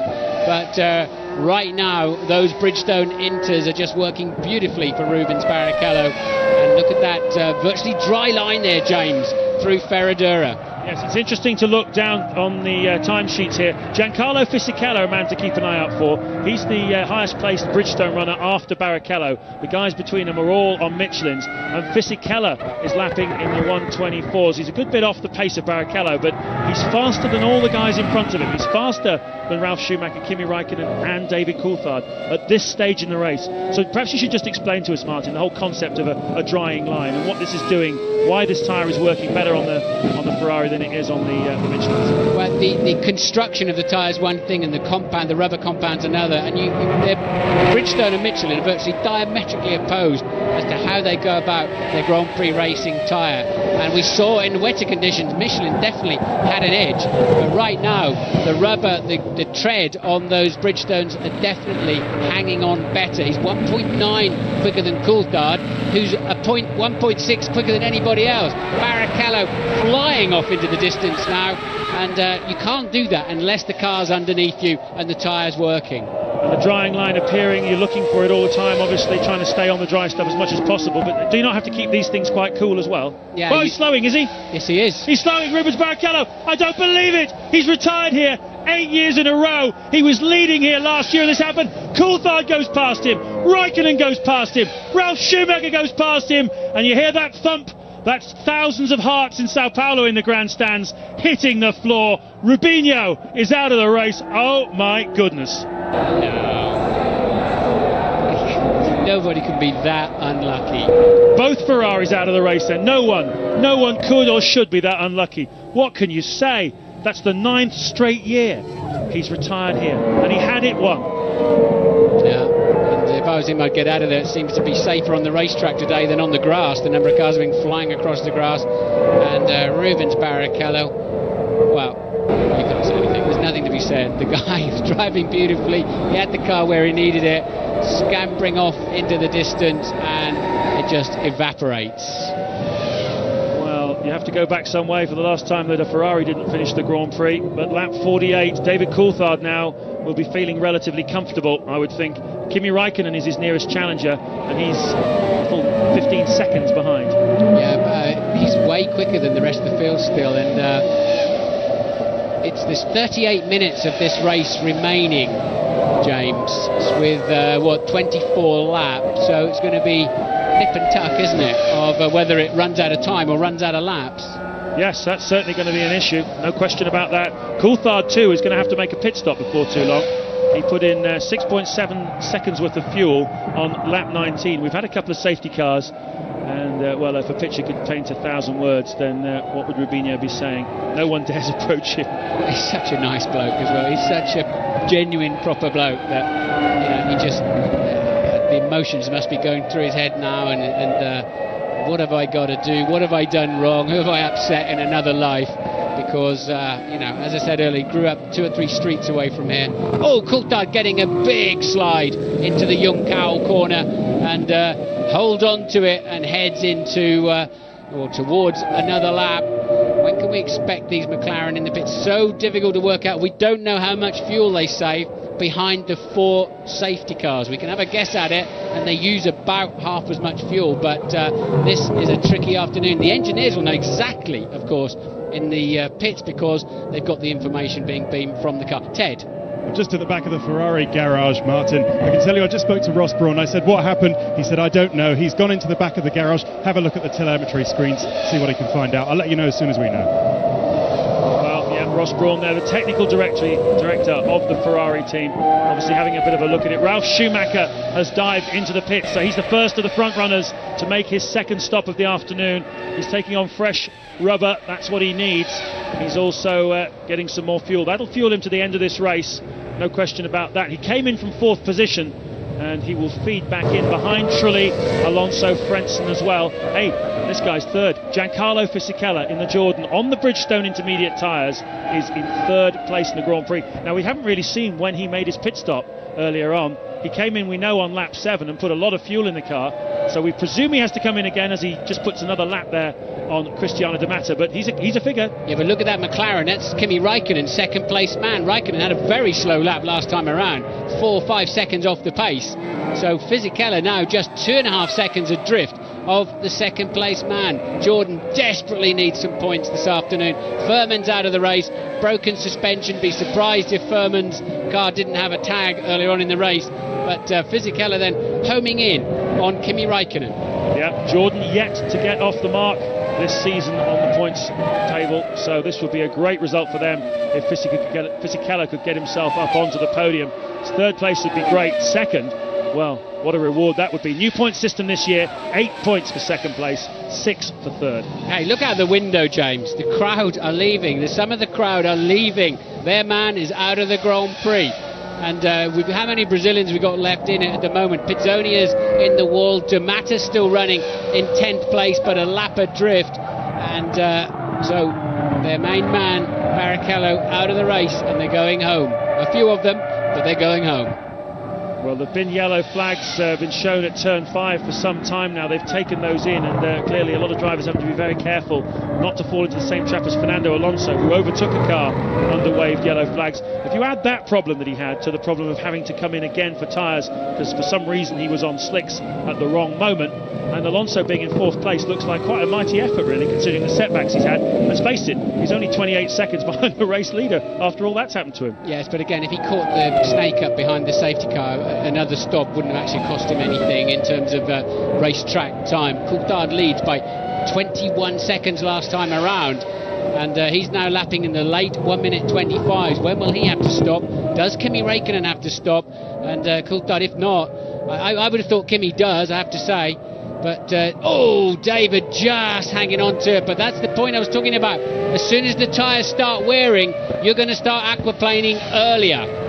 Trulli and Frentzen, look at this. This is a scrap for 5th place.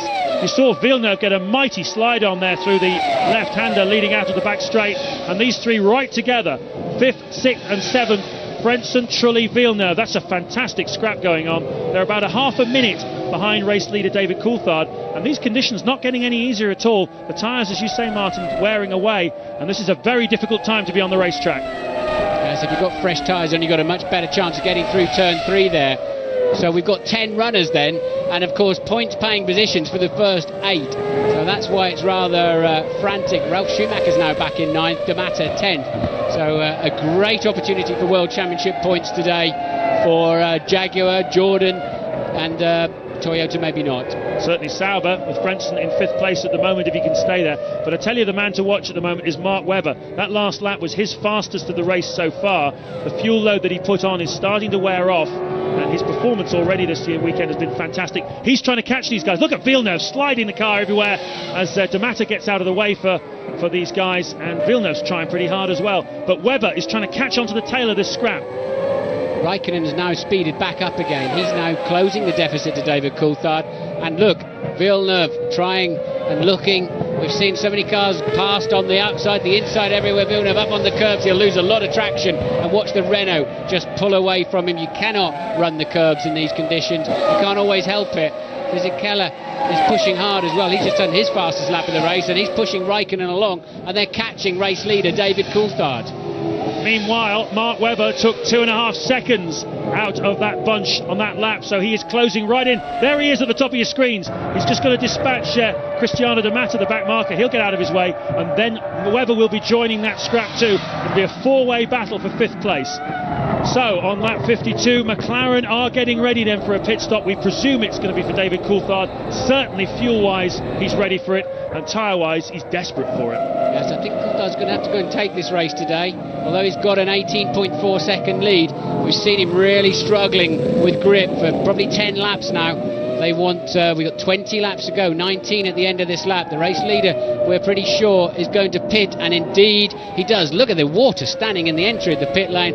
Coulthard then has got to get it slowed down. Just hope he didn't go over that white line speeding, otherwise he'll get a penalty. And Coulthard comes into the pit lane. He needs a super quick stop. He does. The target here is to get back out in front of Fernando Alonso. Kimi Raikkonen's going to pass him. I think Fisichella will as well. Ted? It's all going very, very, very well for David Coulthard. Wet tyres go on again. Now he's away. I can just tell you very quickly that I've been to Ferrari again, and they say that it was a complete shutdown of the car. They won't know what the problem was until they get the actual car back to the pits. The telemetry showed nothing. Fisichella then, look, he's now up into 2nd place behind Raikkonen. Just the small, it was 0.8 of a second as they passed the start-finish line. And there comes Coulthard out behind Alonso. So he is 4th, but he's got the fresh tyres and he's got enough fuel to get to the end.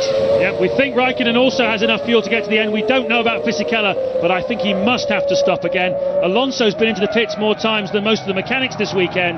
He's made 3 stops. One presumes he doesn't have to refuel again. And that's bad news really then for David Coulthard to feed in behind Alonso. It's just what he didn't want. I think he'll be able to pass him down the straight because he's got more straight line speed in the McLaren than the Renault, it appears, so far through the weekend. Fisichella's about to lead a Grand Prix in a Jordan. He did do that, of course, Nürburgring 97 when it was Fisichella, Ralf Schumacher working with Jordan. But really right up there, and we know that at this sector of the race, those Bridgestones, which Fisichella's on, have been working very nicely. Frentzen's proving that in 5th place. He's just done the fastest first sector of anybody through the entire 52 laps. Well, Renault are already out there in the pit lane for one of their 2 cars, both of them still running. Jarno Trulli is the other man. Look at the pressure he's coming under though from Jacques Villeneuve. So will it be Trulli that makes the pit stop? And does Villeneuve need to attack him if that's the case? Let's see. Yes, it is Trulli that comes into the pits. That's good news for Villeneuve. He's up to 6th now. So the order on lap 54. Raikkonen, Fisichella, Alonso, Coulthard, Frentzen just set the fastest first sector of the race so far. The track is definitely getting faster. Villeneuve 6, Webber 7, Trulli now down to 8th as he makes his pit stop. Coulthard's going to come under pressure from resurgent Frentzen. They're 4th and 5th at the moment. Villeneuve does the fastest first sector of the race. That water then, that's in the first sector in turn 3. Surely clearing away a little bit now, but Raikkonen's gone a long way on these tyres. He stopped back on lap 27, did Kimi Raikkonen, so those tyres are going to be getting pretty second-hand by now. Yeah, and Fisichella's tyres have done a fair bit of work as well. Here we go, Fisichella takes the lead. What a move! What happened to Raikkonen? He just got the same with Coulthard earlier on. He just got a terminal understeer, and I'm sure they're burning out those front Michelins, and Fisichella leads the Grand Prix. Raikkonen will surely have to stop for some tyres. Well, yes, and in he comes. Is he coming in? No, he's not. It's very deceptive, that pit lane entry line. So here we see again what happened to Kimi Räikkönen. Just got a twitch on, you see. Yeah, got a twitch on, steered out of it. Actually, I was wrong, it wasn't understeer, it was actually a little bit of oversteer, just on that nasty bump into Mergullo. It looked like understeer on the exit, but actually it was just him having to steer into the slide. So if you wanted proof that the Bridgestone is the tyre to be on right now, take a look at Jacques Villeneuve in 6th place. He's just done the fastest first sector of the race so far, his best lap of the race so far in a 1:22.7. He's beginning to come into frame, and that's a big shunt for Mark Webber. It looks like he's okay though, but he's taken half the car off. Is that in the pit straight? It is in the pit straight, and it will be an enormous accident then, because that's something like 150 miles an hour. It's the back end of the Jaguar's got away from him. Safety car out, of course, and this will play into the hands of anybody who's yet to stop for fuel, because there's so much debris. Raikkonen comes in the pits. Yep, Raikkonen's going to change those tyres. We don't know whether he needed to take fuel, but certainly he...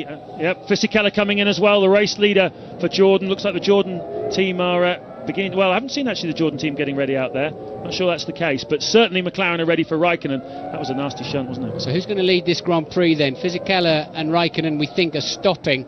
They've got to find their way through this mess somehow. There's the race leader. And there's Mark Webber, who's done such a great job this weekend. Back end of the car getting away from him. I don't really understand why at this stage of the Grand Prix, in torrential rain or a lot of water standing. Oh! And we've got another car Alonso. off. We think Alonso's come round and probably found... Race stopped. Red flag, race has stopped. Alonso, he's obviously come through there and either lost the car in the same place or suddenly realised there was a big incident and hit the brakes. And I believe we're past three-quarter race distance, lap 55, in which case we may well be declaring a result here. We need to calculate that for you, but and it'll go back. Yes, it'll go back certainly. One lap. So Martin, I have to interrupt you because the Jordan team are bouncing up and down in the pit lane. We're looking at the images there of that incident of Alonso. Debris all over the track. As far as the Jordan team are concerned, this race is over and they have won it. Now the result is calculated, Martin. There's Alonso, you can see, just been winded in that incident at the least, hasn't he? It was a horrible accident. He came through the corner and found all the debris on the racetrack. I'm surprised that he didn't see some yellow flags or something. Surprised the team maybe hadn't radioed him and just had to avoid it and went into a very nasty accident. He's limping away, and that's super high speed stuff and nowhere to go up there. And Alonso choosing to sit down at this stage and collect a bit of oxygen in his lungs, I'd imagine. And you can see the front wing of his car sitting there. But they do a count back. We'll have to see what the count back is to the last complete lap.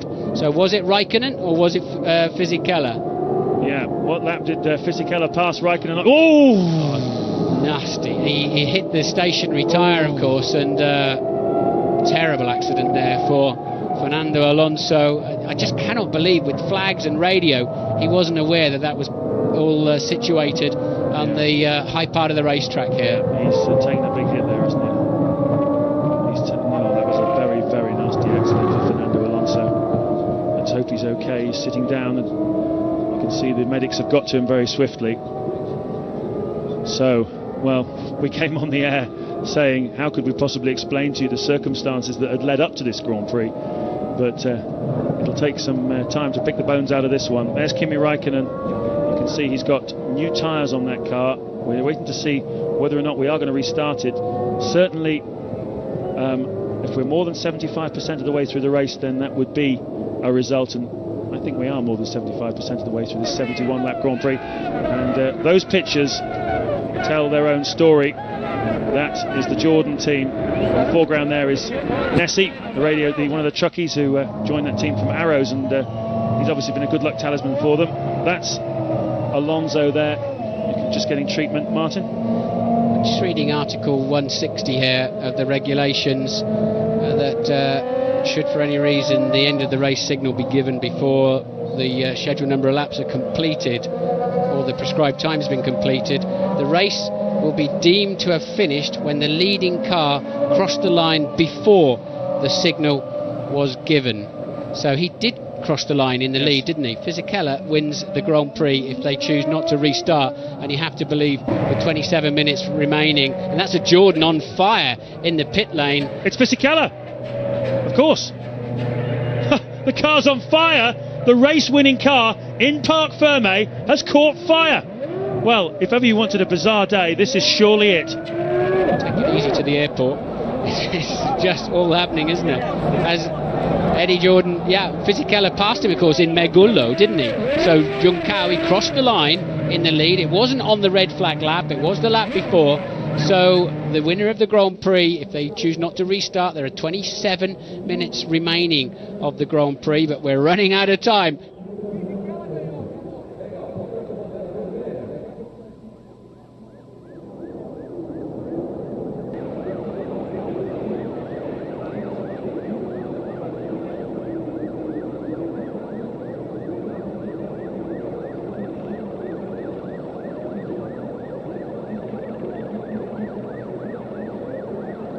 Well, we hope that Fernando Alonso's okay. There's the FIA medical staff just attending to him. That's Jarno Trulli there, who's got his car back to the start-finish line. He's as confused, I think, as everybody around him about what's been going on, and clearly concerned also he will be for his teammate Fernando Alonso. They're very good friends, these two. No question of any rivalry or dislike between those two teammates at the Renault.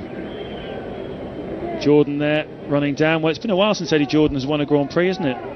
But he has won a few in the past. Damon Hill won his first Grand Prix for him, and Frentzen added a couple back in 1999. So, but these are not really the circumstances under which Jordan would really want to win a race. Hopefully Fernando Alonso is okay. He's certainly got good medical care here. And there's Fisichella, his first win in Formula One. He can't believe it, can he? Look at that. Well, we said whoever won this Grand Prix would deserve it. This is his 110th start. He's been so close many times. Been second before. Today he's done it. Well, there certainly won't be restarting in his car, that's for sure. It's caught fire, but as we're over the 75%, I think there's zero chance, of course, of this race restarting with so much debris on the track. And Jordan clearly feel it's all over.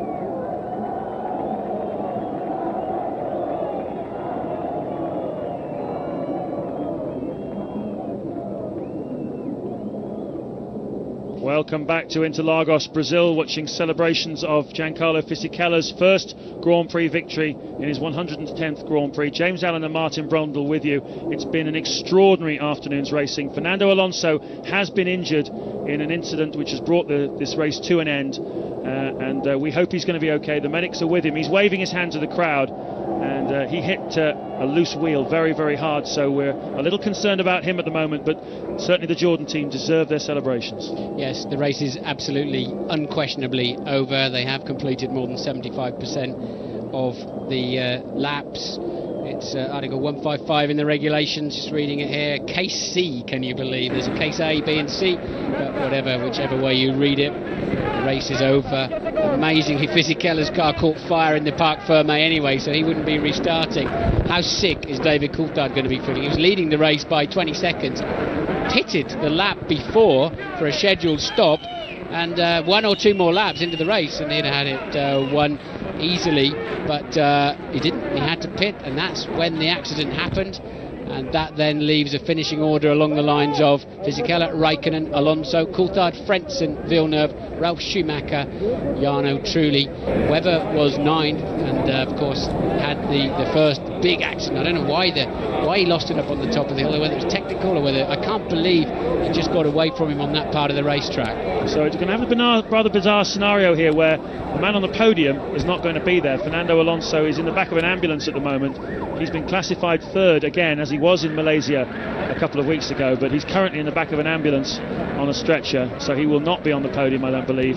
Fisichella and Raikkonen at the front, and Ted is down the pits with Ron Dennis. Well, Ron, are you of the opinion that Fisichella has not won this race? was a red flag situation, and that means that the race was technically stopped, either 2 or 3, and I'm not quite sure whether it's 2 or 3 according to the regulations before, which would probably give David the race win, but it's a little bit ambiguous in the regulation. My instant view is that we have won, but as you can see, I'm pretty calm about it.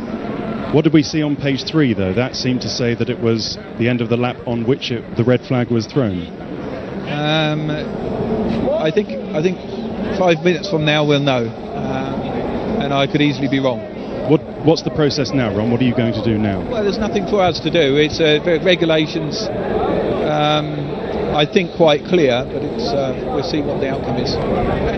If we haven't won, it was a bit of a difficult race for everybody. Obviously, very slippery conditions. Both our cars finished. We're in the points. I think we're still leading the World Championship, and I'll be the first to congratulate Eddie.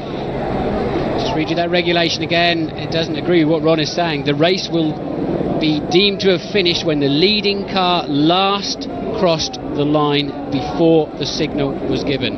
So that does sound to me like Fisichella was leading. There's no countback mentioned in that, and the race will absolutely, unquestionably not be restarted. Well, it's been an extraordinary afternoon here at Sao Paulo. Jim and Tony will try and pick the bones out of it, but certainly. Well, the computer now is showing Kimi Raikkonen as in front of Giancarlo Fisichella, so there's a bit of confusion here in Sao Paulo because they've just promoted him. They've taken the count back to lap 53 and they've put Kimi Raikkonen on the top, Giancarlo Fisichella second, and Fernando Alonso third. So hopefully we'll be able to straighten that out for you before we go off the air, but certainly for now from Interlagos.